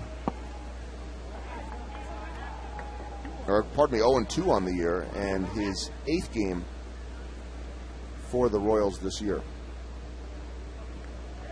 Certainly had some time to think about coming into this game, not something that relievers often get. And that ball up the middle, but Unieski Betancourt playing up the middle, makes the throw to Billy Butler, and 1 down. That ball certainly had the makings of a ground ball that could have hit Brad Thompson. Somehow it gets through, and look at where Unieski Betancourt was. Well, he's playing up the middle, Joe, like you said, and this ball just did miss his right leg, and then it also just missed hitting the bag out there at short out in the middle of the field, and Unieski really maintained his composure, his concentration, and made a nice play to his left.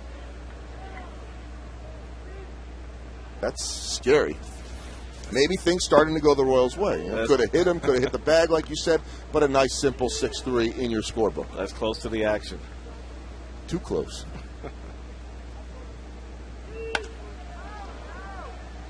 Austin Kearns goes the other way, and it's going to be a base hit for him after starting out the game 0-2. So Brad Thompson now will have to deal with a runner at first base as the potential home run threat of Russell Branyan comes to the plate. Well, basically, Joe, you just got to keep the ball out of the middle of the plate to Branyan. You got to keep it up, and because he's got that uppercut swing, and if you get it in the middle end, in the middle of the plate to him, he's got power to all fields. Well, Brad Thompson, especially when he has a runner on base with less than 2 outs, is looking first and foremost for the ground ball and the double play. Well, that's when you sink a ball, you got to pitch to the situation. You can't afford to elevate the ball, and you just got to throw the pitch to get you the ground ball and try to get you out of this inning.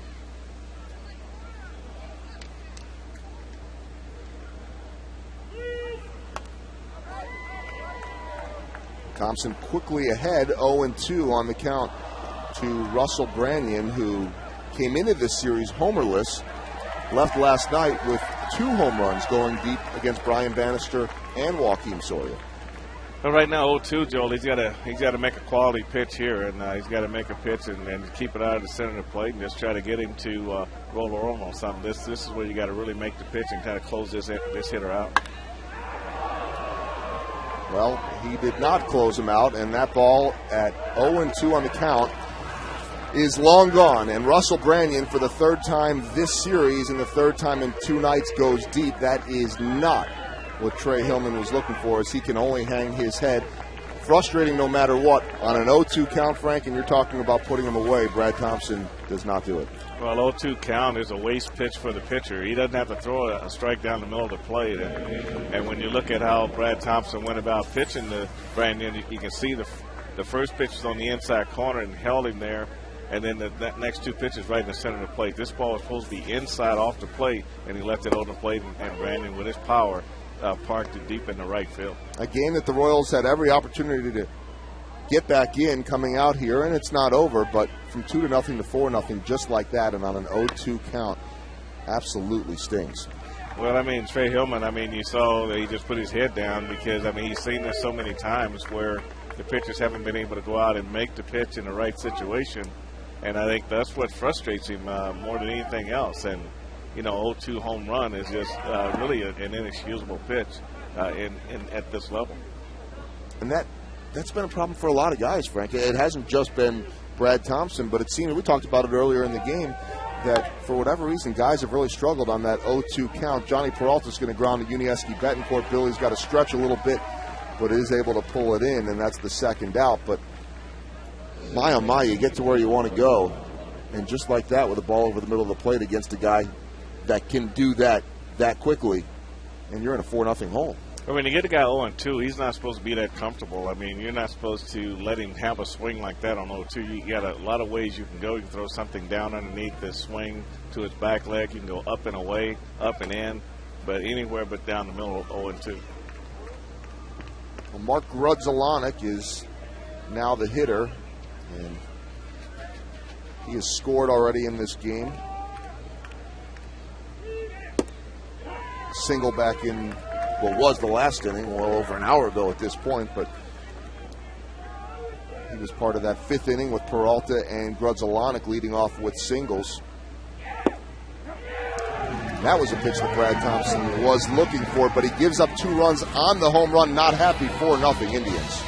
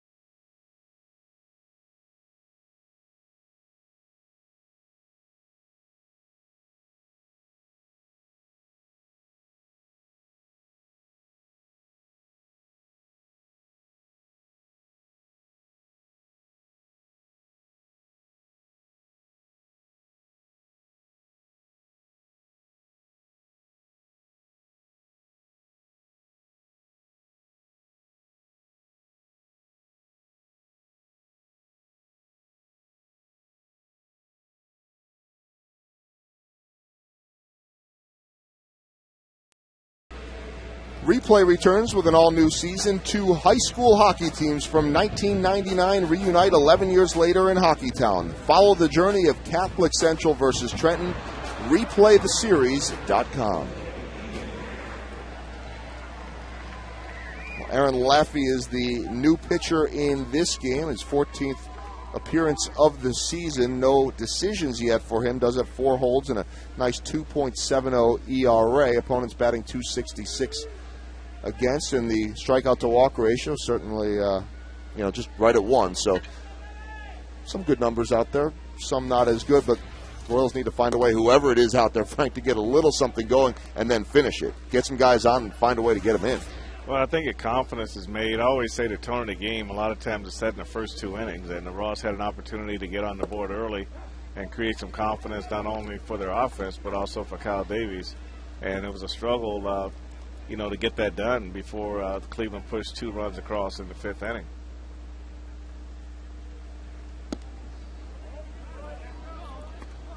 Jose Guillen is up there and 0 for 2 so far in the game, .256 batting average.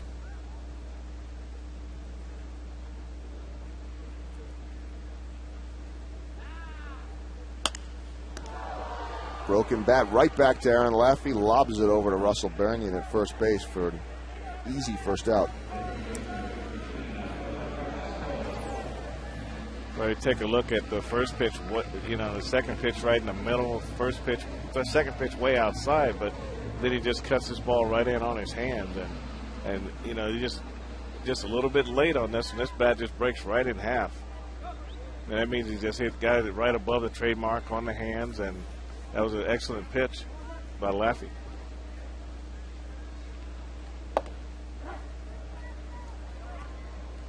Alberto Callaspo, the hitter, he doubled back in the 4th inning, a leadoff double. Royals unable, though, to push him around. He's going to take a strike and quickly down 0-2. It's like the Indians out there quickly, Laffey throwing strikes. Well, just getting 0-2 and just finding out, okay, I'm ahead of the count. What am I going to close it out with? That's a good 0-2 pitch off the plate, something the hitter can't swing at, and then now you set that pitch is setting up the next pitch. And most pitchers, most lefties like to come inside 1 and 2 counts.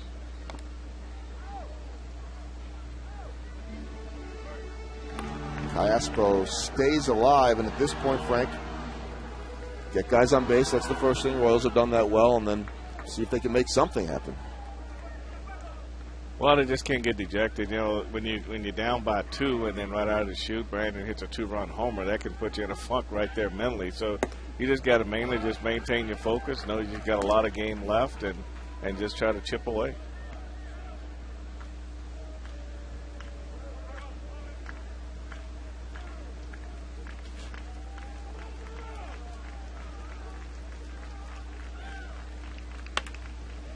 Callaspo fouls that ball off. There was a roster move for the Royals today as they designate for assignment Josh Roop, 5.59 ERA in 11 games. He was maybe a potential setup man at one point, and they call up from the system Blake Wood, a former 3rd-round draft pick, big kid, 6'5", 230 pounds. Had a nice ERA in Omaha as Callaspo. Easy fly ball out to right field. And speaking of Blake Wood, warming up right now, and Frank, we might get a chance to see a young man make his major league debut next inning. Well, that's always exciting for the player, and you talk to any player that comes up, he's going to be totally excited and have a lot of butterflies that first outing. But he does have some good numbers in AAA, some good numbers to bring with him, and I think this is the first look at some of the young talent the Royals have in their farm system on the mound, and I think I saw him in spring training, like what I saw there. So now he's got to take it from spring training to Omaha, now to Kansas City. Jason Kendall's in there and down 0-1, now 1-1. As far as Blake Wood goes, he was a guy that was in the mix for this bullpen out of spring training and ended up not getting that spot, but it seems like he's maybe one of the first dominoes to fall. Keel had already been up before. That ball is hit just past the shortstop, and so Jason Kendall getting things going with the 2-out hit. But, see Jason Kendall and trying to get a little something going here. Well, basically, Joe, he just takes a fastball down, and he just swings down on the ball. Nice short swing, hits a line drive back through the middle. And that's a good indication that that forearm is not hindering his swing at all. Some people might be bothered by that big welt on their arm. But Jason Kendall, having been hit 250 times in his career, just another day. Has that thing calmed down a little bit? Had some time to ice it. That's going to be pretty sore in the morning for sure. Mitch Meyer is in there. He's 1 for 1 on the night with a single and a sacrifice back in the 4th inning.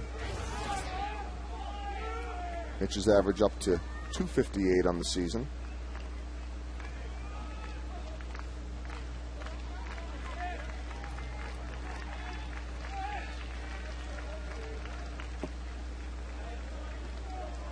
Takes that ball, 1-2 the count. Well, it's been a long night at Kauffman Stadium, but some of the fans hanging around and trying to get a little rally going here a little bit. Well, I'm really surprised so many people have stayed. You know, we had a crowd of just over 11,000 tonight, and there's still a few people wanting to see how this comes out tonight. It doesn't come out well for Mitch Meyer there as Aaron Laffey with the strikeout. Cleveland leading after 6, 4-0.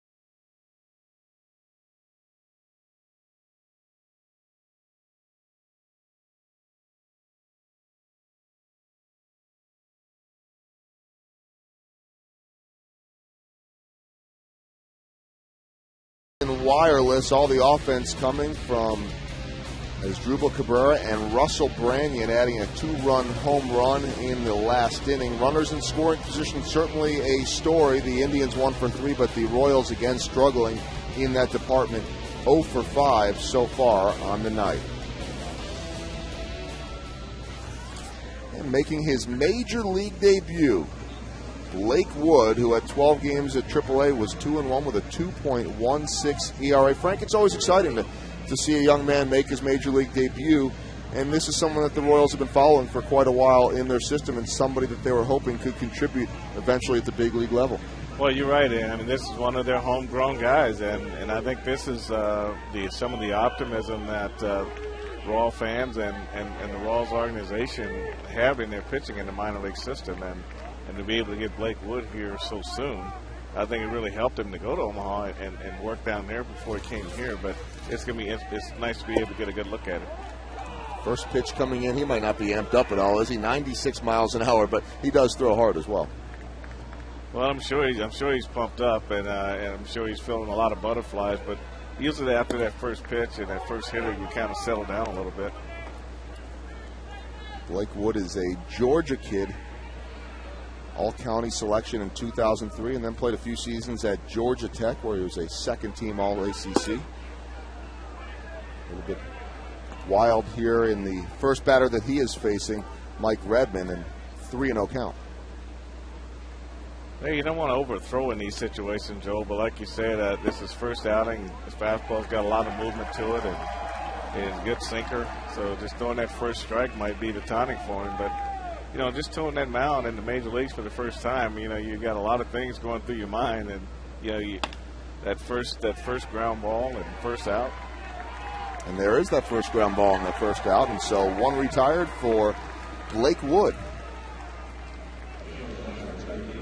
We talk about the domino effect, Frank, and everybody knows the Royals are rebuilding that farm system, and guys are starting to get closer. We hear about it every night, AA and AAA, and maybe he's kind of the first of that group. I don't put CLE AT KCA in that group. He's been up here before, not a lot, but maybe he's the first of those prospects.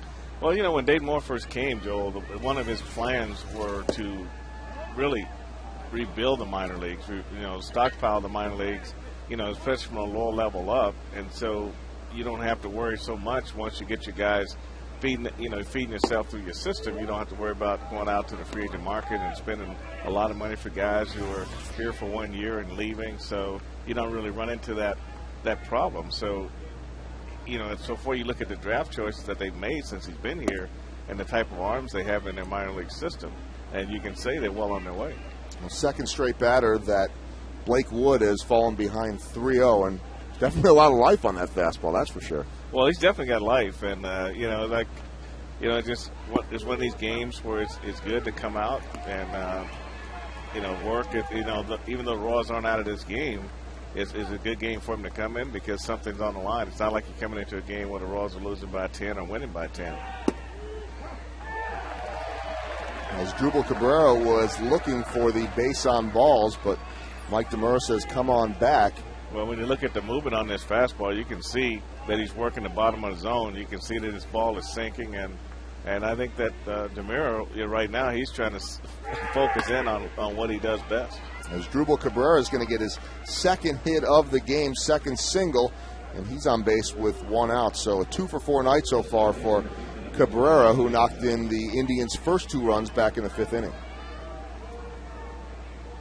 And Blake Wood's a good story, Frank. He's a guy that has battled through injuries, and he's also a guy that came up through the system as a starter. 12 starts for Idaho Falls in 2006, and then starts everywhere he was at in 2007, same in 2008, and then last year shifted over after a bunch of starts to the bullpen. Seems to be taking.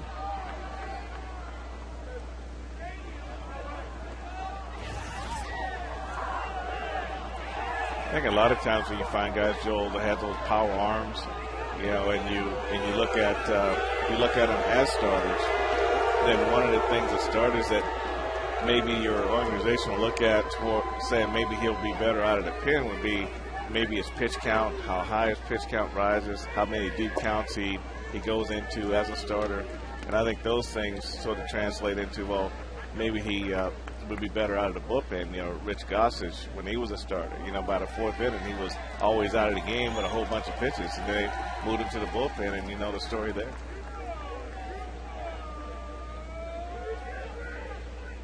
If he could be as intimidating as Goose Gossage was on the hill as a reliever.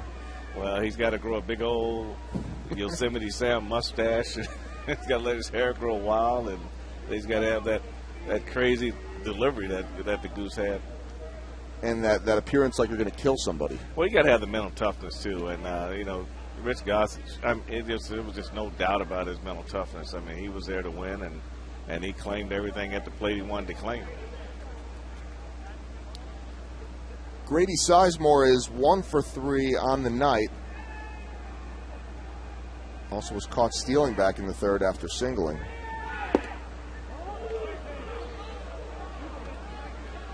Sizemore takes the fastball 2-1.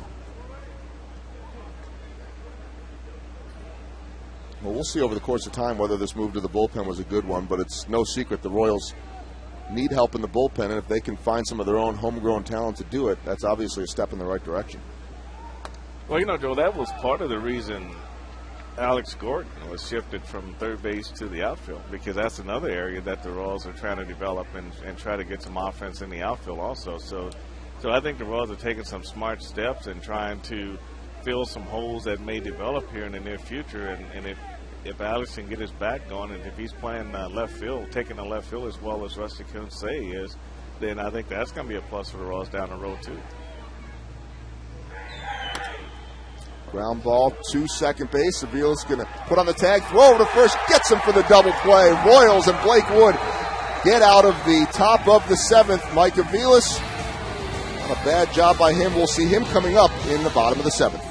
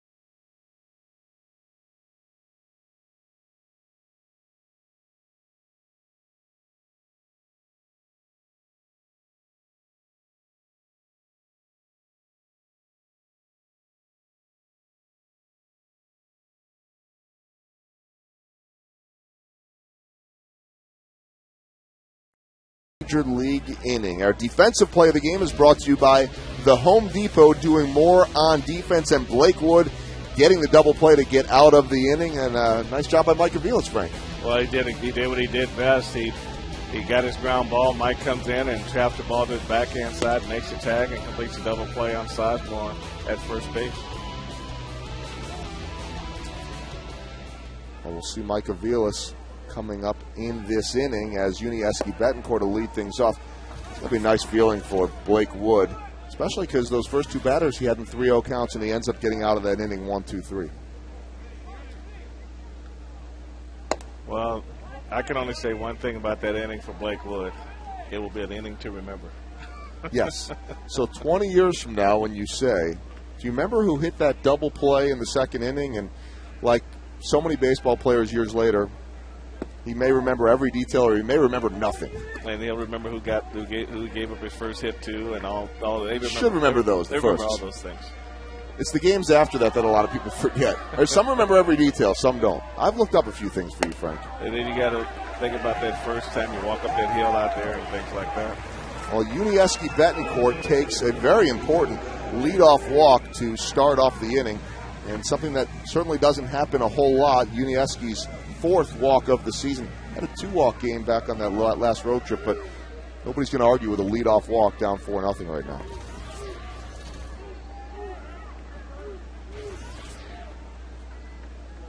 Turn the lineup over, and Scott Podsednik, the leadoff man tonight.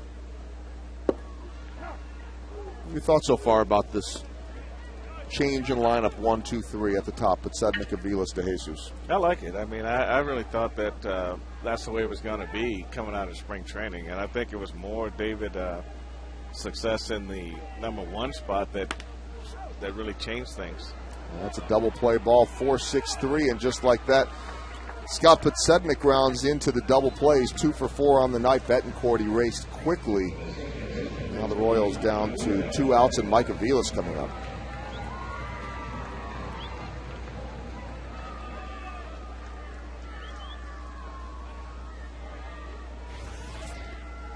Aviles led all Major League rookies in 2008 with a .325 batting average. He's not a rookie anymore, but in limited playing time because of the time he spent down at AAA and with the rehabbing the elbow as the season was starting a little bit, even though he's on the big league roster, he's off to a .419 start, Frank.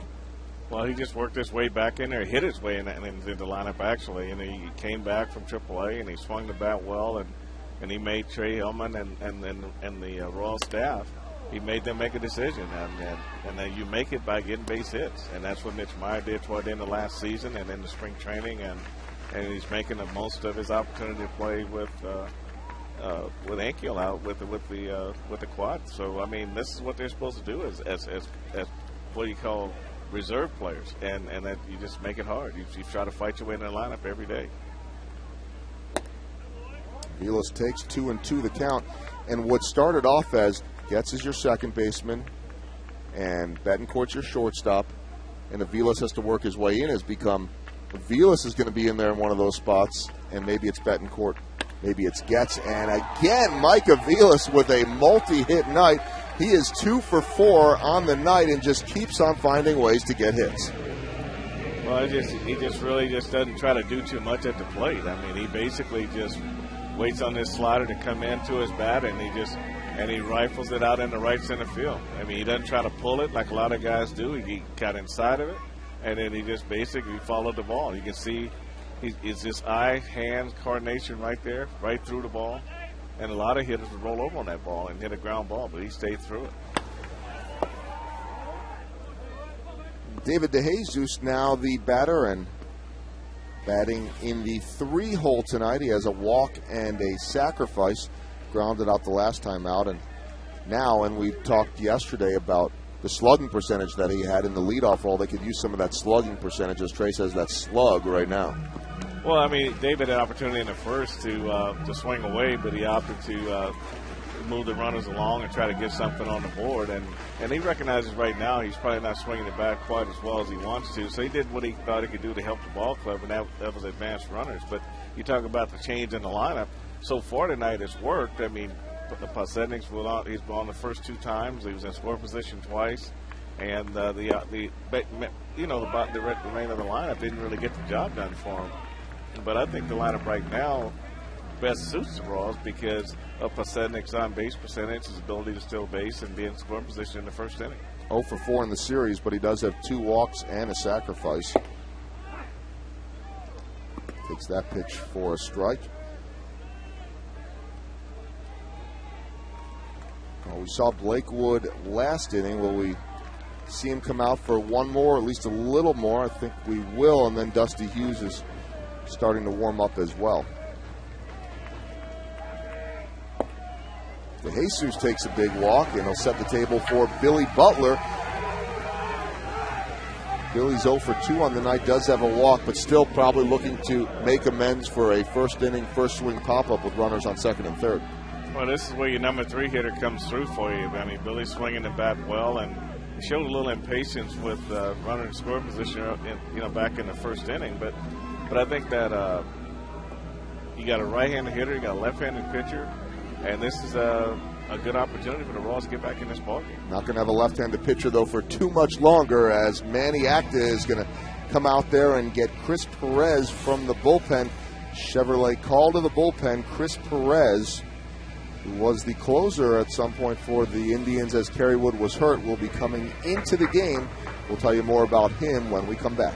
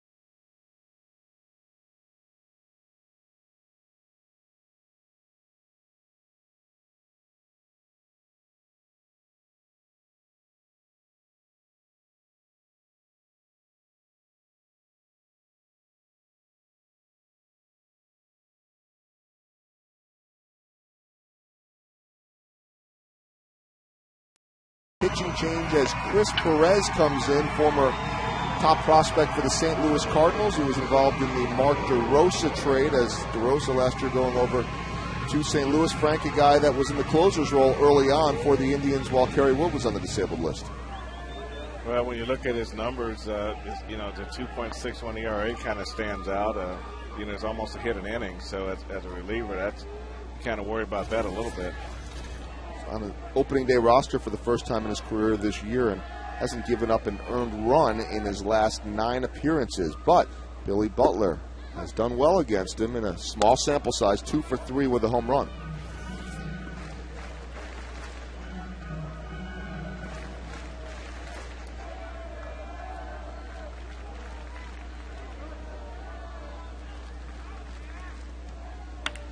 Billy going the other way, and that's to right field.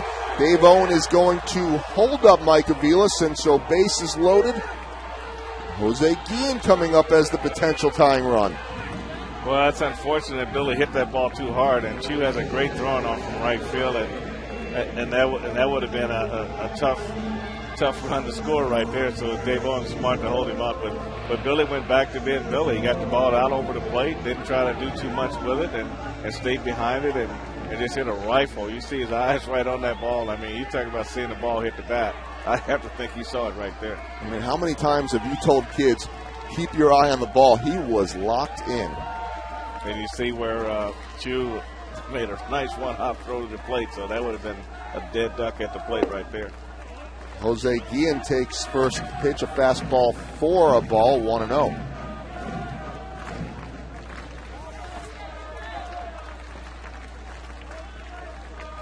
Guillen has faced Perez 4 different at-bats, 1 for 4 in his career.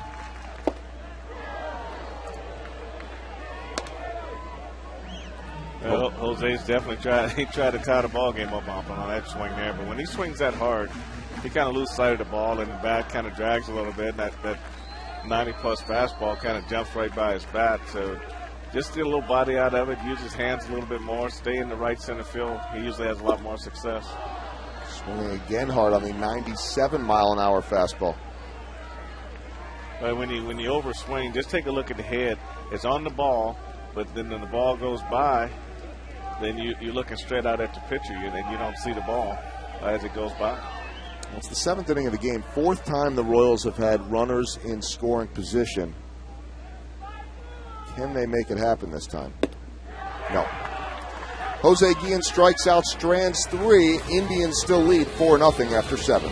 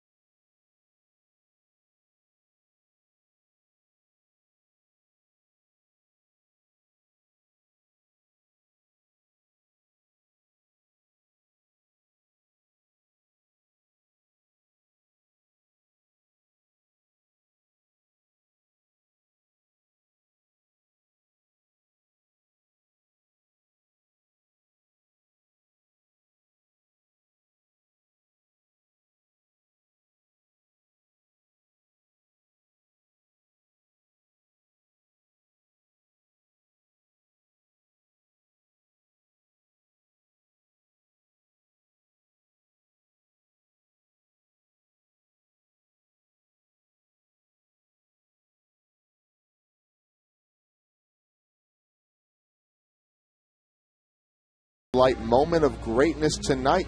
The major league debut of former third-round pick Blake Wood. 1 inning pitched, 1 hit, and he gets out of the jam with a double play. So 1 inning, 3 batters faced. Welcome to the big leagues, Blake Wood.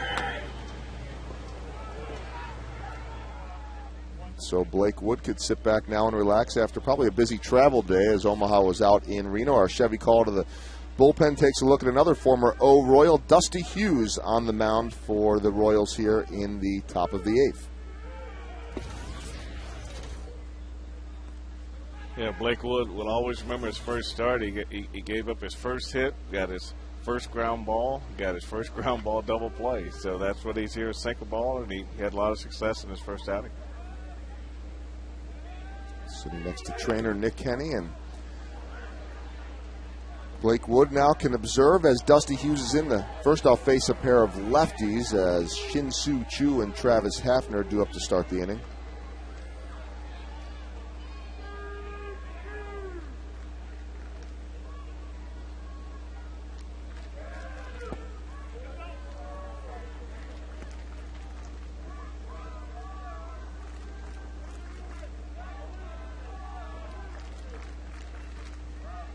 Choo 1 for 3 on the night. Takes that pitch for a ball, 3-1.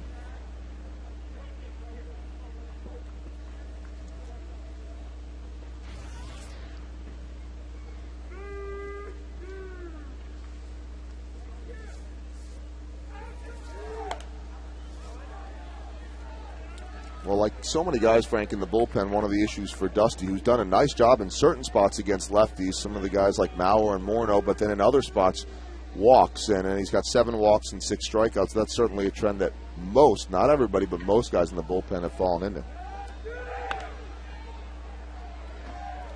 No Walker strikeout there, but a pop-up. Unieski Betancourt is going to call for 2 hands on that one as he puts it away.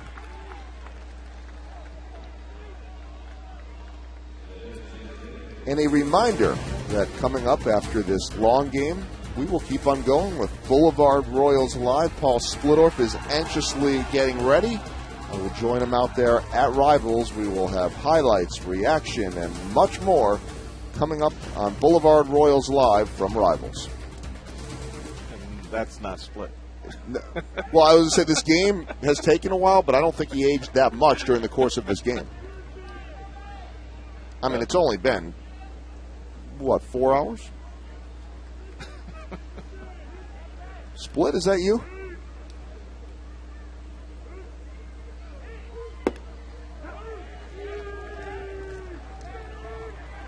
Well, you talk about walks, and that's been a problem for the Royals not only this year but also last year. And I was talking to Ryan about it, and I said, well, maybe we talk too much about it. You know, maybe the pitchers are going out there thinking so much about walking guys that they end up walking guys. We meaning us, the announcers, or we meaning just the team in general? Just everybody in general. I mean, because that's been really the topic of the last 2 weeks is how many walks the bullpen's given up, and then how many walks the starters are giving up. So it's one of those things. If you don't talk about it a lot, sometimes they figure it out. Well, it's going to be ruled a base hit, a laser beam of a shot that Mike Aviles couldn't handle. He'll be upset about that because he'll feel like reflex-wise he could have got it. That was not an easy shot. Well, Joel, that when I managed those guys down in Double-A, I said just because the ball's hit hard doesn't mean they're not supposed to get caught. The one thing about playing second base that you have the option that get in front of the ball and knock it down, and you got a second chance. At shortstop, you don't have a second chance. Faster runner, somebody other than a Travis Hafner type might have had a shot at second base there, and you could see as DeJesus and Aviles were converging on that looking, but Travis Hafner is certainly not a guy that's going to go.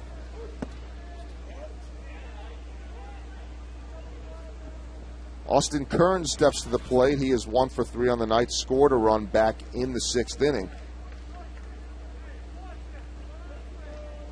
And you've got a non-roster guy or someone that was signed in the offseason, batting .346 in May. It's a pretty good start. Good start for anybody, but certainly someone like that paying dividends early on. Well, you always like to have guys come over from another organization and hit right away. And Kearns has a relationship with Maniac, the manager, and that always helps too. That helps any transition to feel comfortable with the staff that you're working with.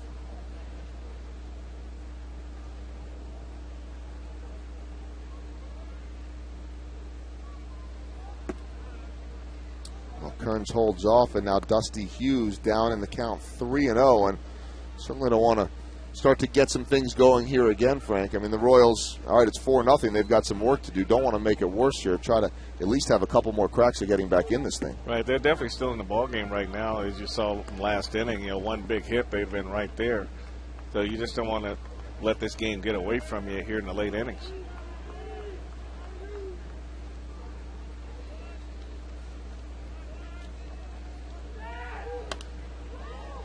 Dusty Hughes jumping back in. It gets the foul ball, so 3-2. Austin Kearns coming into the game hitting .310 against lefties. So, I mean, he's done a nice job, Frank, coming in .310 against lefties and .367 against righties. So, I mean, this is a guy that's been seeing the ball and hitting well. Well, when you're hitting .346, Joel, you're hitting everybody. You're wearing some guys out, I tell you right now, especially this late in the year. Well, runner is going, ball fouled off, so they'll do it again. Right at the 11 o'clock hour, and there are still fans hanging around. Everybody's got a shot at a foul ball at this point. And then, in 14 hours, back at it. Back at it again. And the good thing about it now is so few people here that any ball that hits in the stands, it's got to be a track meet. But don't slip, because the turf can be a little slick out there. There's the strike him out, and there is the throw him out. Royals get out of the inning, middle of the 8th. Indians lead Kansas City 4-0.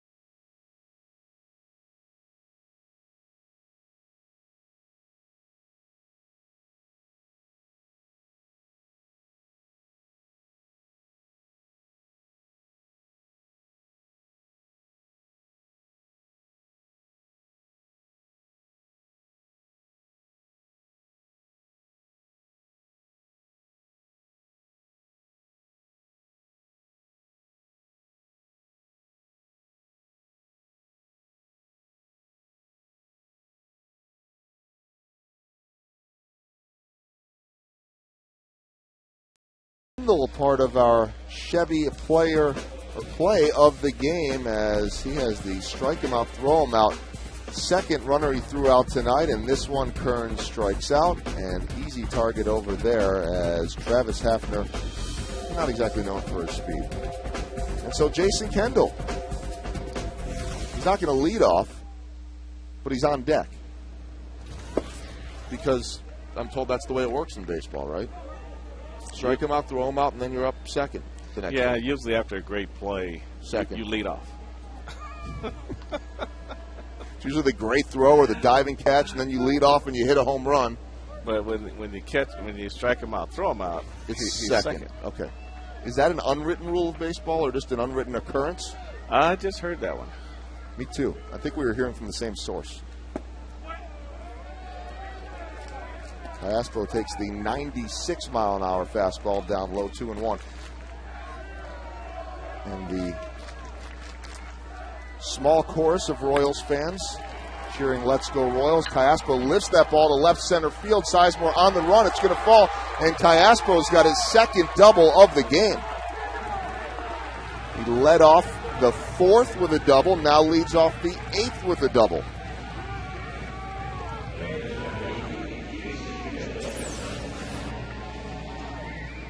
Well, you can see right there, Joel, he just got a nice, smooth stroke. I mean, he just doesn't really try to overdo anything at the plate. He just uses his hands very well. He hit this pitch right where it was pitched, toward the outside, and drove it in between Kearns and Sizemore and left center field. 8th double of the year for Alberto Castro. Jason Kendall steps up, in the last time that he came up following a Castro double, he got hit by a pitch. I'm not saying he doesn't want that again. Probably prefer something a little less painful. Well, especially with the way Perez is throwing out there at 95, 96. Well, he was squaring around the bunt, and that sinker from Carmona just ran in on him, and they're trying to get in on him a little bit right there. But a testament of how tough he is that he was able to stay in the game after being hit on the forearm like that.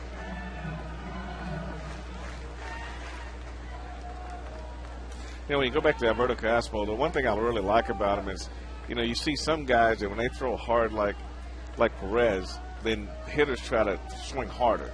And by swinging harder, their bat slows down. Where Castro just takes his hands and just meets the ball, and the ball jumps. The opposite of what we saw from Jose Guillen last inning. Yes.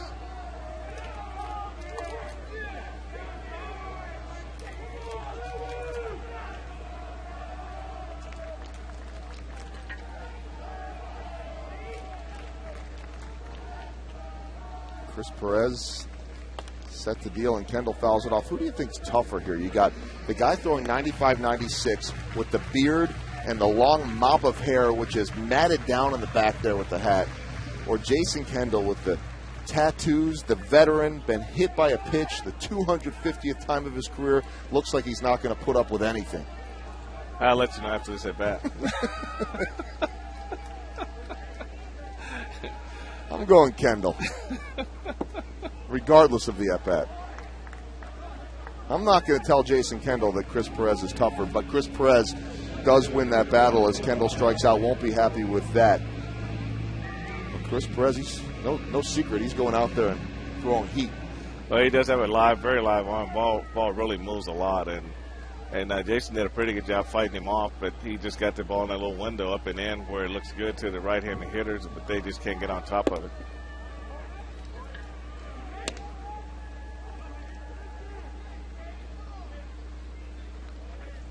Well, Mitch Meyer steps in now, and a nice night so far. 1 for 2 with a single and a sacrifice.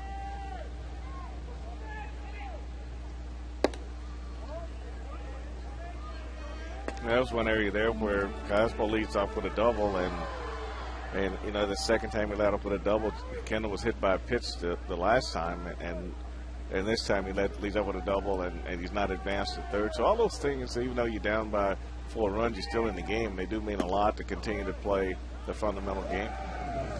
Also need to find a way just to break through from a standpoint of having some kind of success with runners in scoring position. Royals haven't been able to do it. It's now the 5th inning out of 8 where they've had a runner in scoring position. To this point, not able to do anything, and last night, not much better.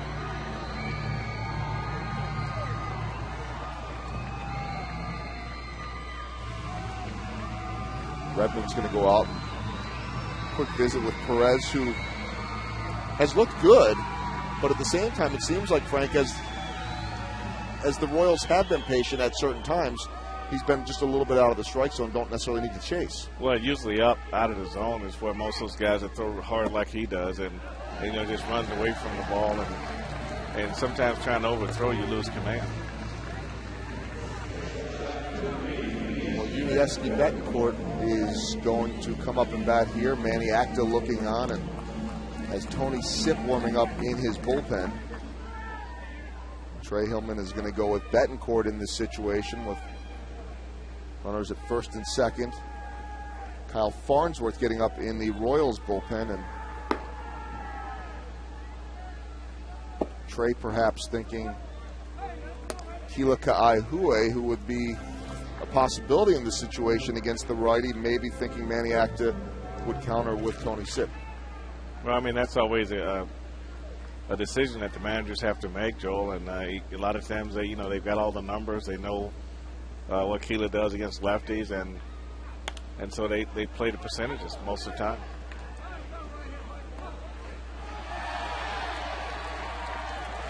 Betancourt quickly down 0-2, and well, it's late enough that if Grady Sizemore wants to play out in the stands and in center field, hey, he can go catch that too. That's Sizemore?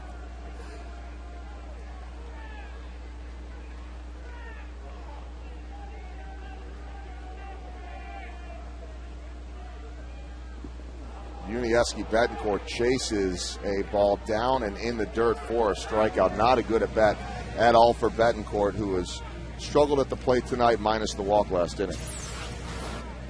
Well, it's just a matter of just getting a good pitch to hit. He had 2 pitches in the Fox tracks that he had an opportunity to put in play, and then put those in play. And then he was able to force Yuniesky to chase a slider down and away for the 3rd strike.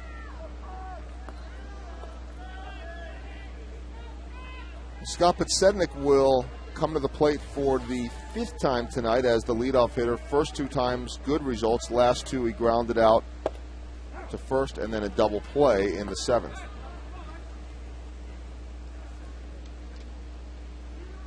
Again, the Royals struggling to do anything. The runner in scoring position. First and second now, 2 outs as the Royals trail by 4.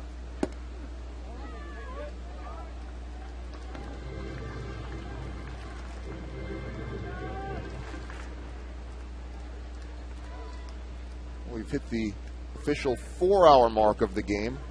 Hour and 26 minutes of rain delays as well. Hour and 36 minutes. 26 and an hour and 10. First time all year, though.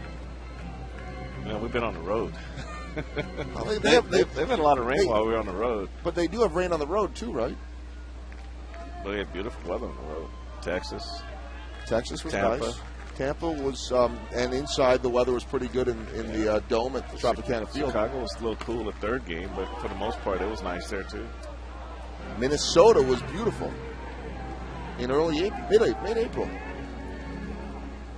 Remember that? We were in Minnesota, mid-April, felt like a nice early summer day in Minneapolis, and then we came back and the weather wasn't great here. No rain, but we came back here and it was chilly. Well, it's nice being in there with the sun shining and 38,000 people every night, so that was an exciting series to be a part of. Well, we'll be back up there 2 more times this year. Chris Perez, we'll see plenty of him this year, as well as the Royals playing the Indians for only the second time this year. Still 16 more to go.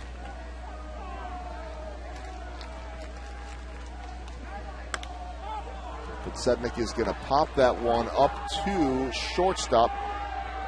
And the Indians out of the inning. Another failure to bring in runs, 4-0 after 8.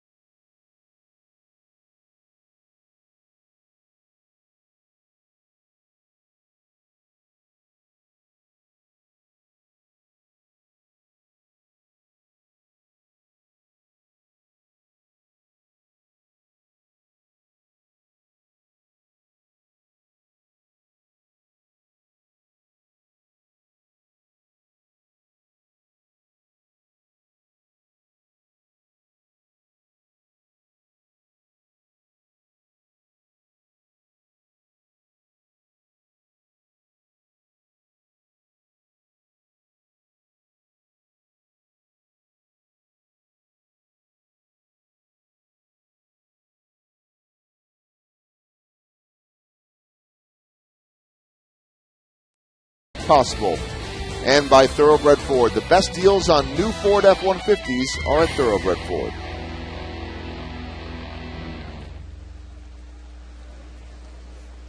Now still kicking back here at Kauffman Stadium. It looks like Chris Perez's brother. 13 left on base would be the story for the Royals offense, Frank, and not too different than last night, but maybe just even more exaggerated, more opportunities and more failures to get those runners in. Kyle Farnsworth comes into the game, and numbers actually have been good. He hasn't pitched in too many big situations as of late.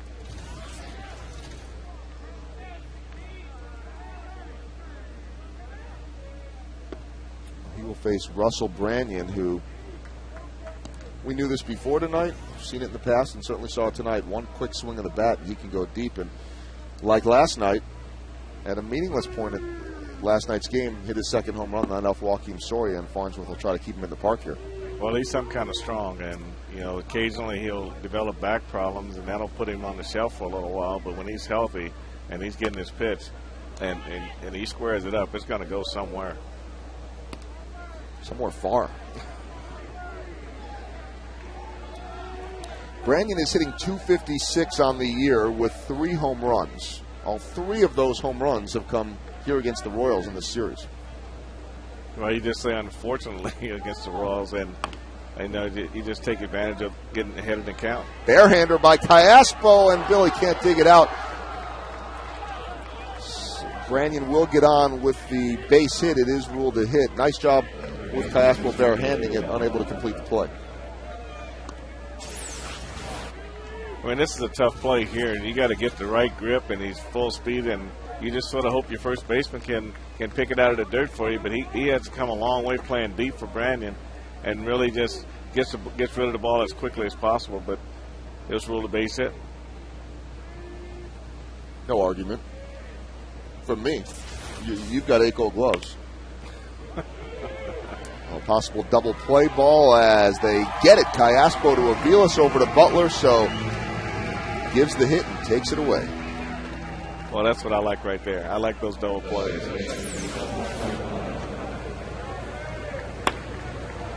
The key to turning a double play is getting a good throw from the third baseman, and Mike made a really nice turn on this ball. And Cayaspo, chest high, a lot of time. He really does look, and I know you and Ryan have talked about this a lot as Mark Grudzelanek takes the first pitch for a ball. I don't know if comfortable is the right word or just more natural, but third base looks like the position that suits him. Well, I mean, I think that at second base, basically, you're just talking about range. You know, and that, you know, not only left and right, but range in the outfield. But when you give a guy just a little piece of the pie to cover, and it went over there, it's all about first step quickness, not about range. And he's shown that he's better at that position from that standpoint. I know he's told me in the past he doesn't care where he plays, and Alberto's a good teammate. I mean, you don't really ever hear him complain. He's a pretty quiet guy. He'll chirp a little bit and have fun with his teammates. But he has told me that his favorite position is second base. But happy to be playing anywhere, and right now he's playing every day at third base, and I think that the Royals are happy with that.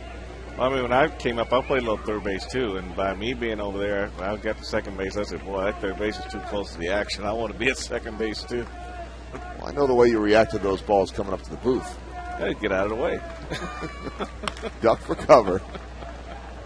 Now, you put some leather on my hand, that's another story. But what was it that you said? Because, we spent pretty much all of 2008 working together on Royals Live. We'd sit up in the press box quite a bit. What was it? I stopped catching them as soon as they stopped paying me? That was it. That was the right around the night that you took a spill out of the seat and hit the floor. Yep. I didn't want to get hurt with an errant foul ball. When you understand what these balls can do to you, a lot of people don't. You see great catches in the stands all the time, but there are also some unlucky people in the stands, and you see these balls get hurt. And when the balls are coming back to the booth, they're on their way up. So by the time they get to you, they're going to be head high. They haven't started their descent down to where you can basket catch them. They're really hot and they're coming up, and I just let them do their thing. I think our stage manager, Doc, is taunting Frank right now. Because Doc clearly would catch it barehanded with his eyes closed. Piece of cake. Farnsworth goes to a 3-2 count, looking for strike 3 there.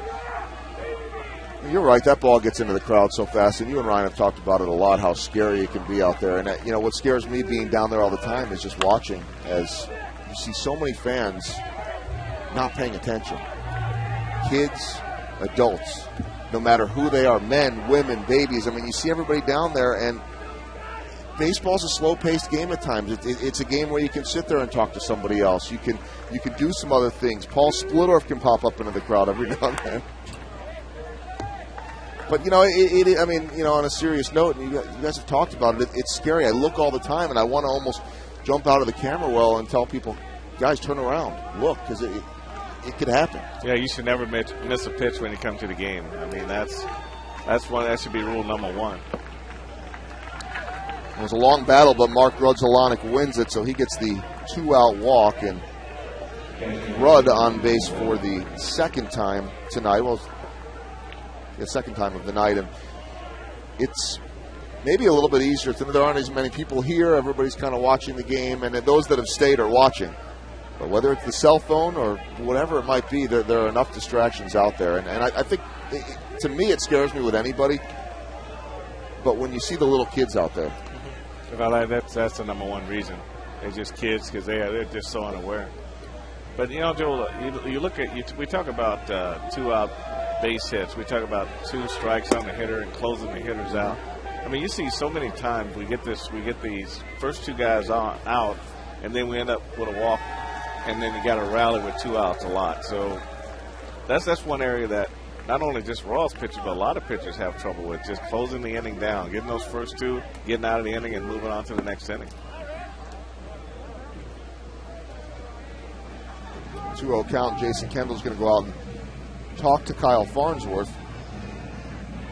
It's tough to get a read on Farnsworth because he seems like he has been pitching better, but he hasn't really been elevated back to pitching in those what they call high leverage situations. But he's done well in the times he's been there. And I think a lot of it's because the Royals haven't been in that situation for some time, and a lot of times when he's called upon, that it's that situation where he's trying to just hold the game where it's at and hopefully give the offense a chance to come back. But these are the things that kind of get Kyle in trouble right here, is that he can come out and get the first 2 guys out, and then before you know it, you're in the middle of a rally because of a walk and deep counts to hitters, and they get a chance to sit back and really kind of tee off. Well, we've said it before throughout the night. We said it for Brad Thompson, keep it at 2-0. He was unable to, giving up the home run to Russell Branyan. Keep the Indians off the board here and hope that the offense can finally break through in the 9th inning. 4-0 doesn't sound good. Sounds a little better than 5-0 or 6-0. I mean, it showed, in the previous inning that you can get yourself in a position where you can, the right base hit you back in the ball game. And the Royals had an opportunity with the bases loaded, and Jose Guillen struck out. So 4 runs can be made up.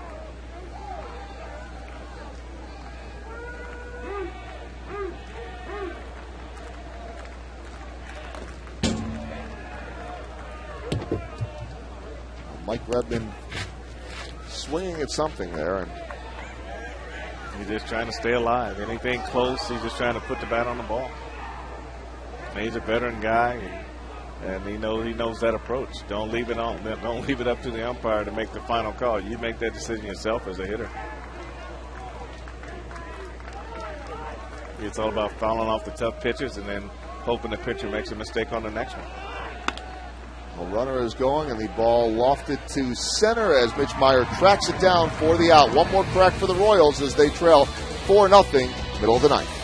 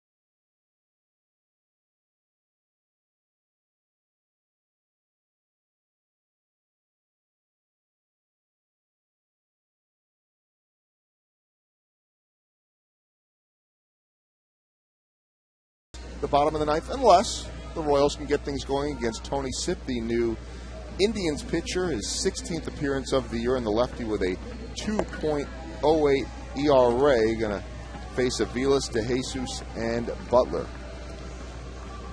Maybe we got extra innings in us, Frank. Well, that'd be nice. Better yet, why not just score 5? They scored 4 in the 9th last year against Kerry Wood. If they're going to get to that point, it'll end up going through Kerry Wood. Well, at some point, yeah, but I just nice to see him come back and put on a little rally here in the 9th inning. 11-22 on the year and in danger of losing their 7th straight. And when you need something in the 9th, Slugger in a poncho breaks out his new drum.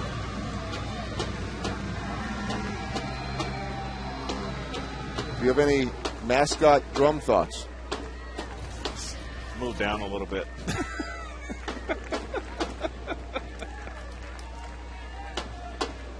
Howdy.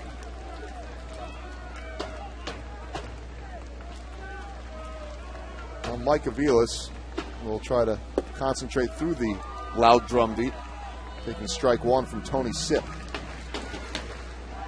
4 runs on 11 hits and no errors for the Indians. No runs, 9 hits for the Royals, and 13 left on base. Aviles up high to right field. Shin-Soo Choo coming in for the first out of the inning.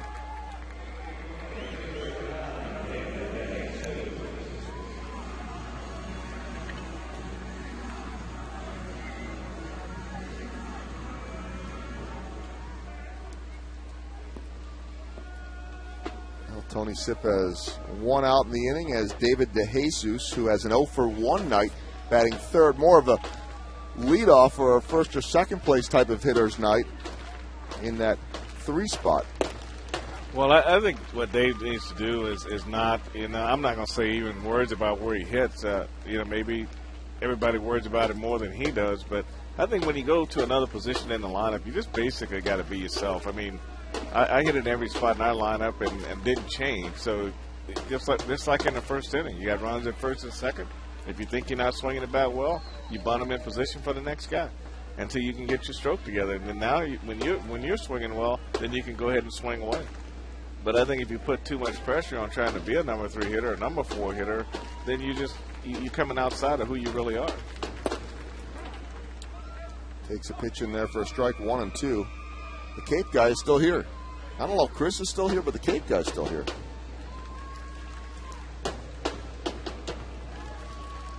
And then that's his code as a Cape, but he doesn't have the underoos on. Doesn't work. David's going to ground it to first base, and the Royals down to their final out here on a long, rainy night at Kauffman Stadium. Billy Butler will try to now get some kind of a rally started.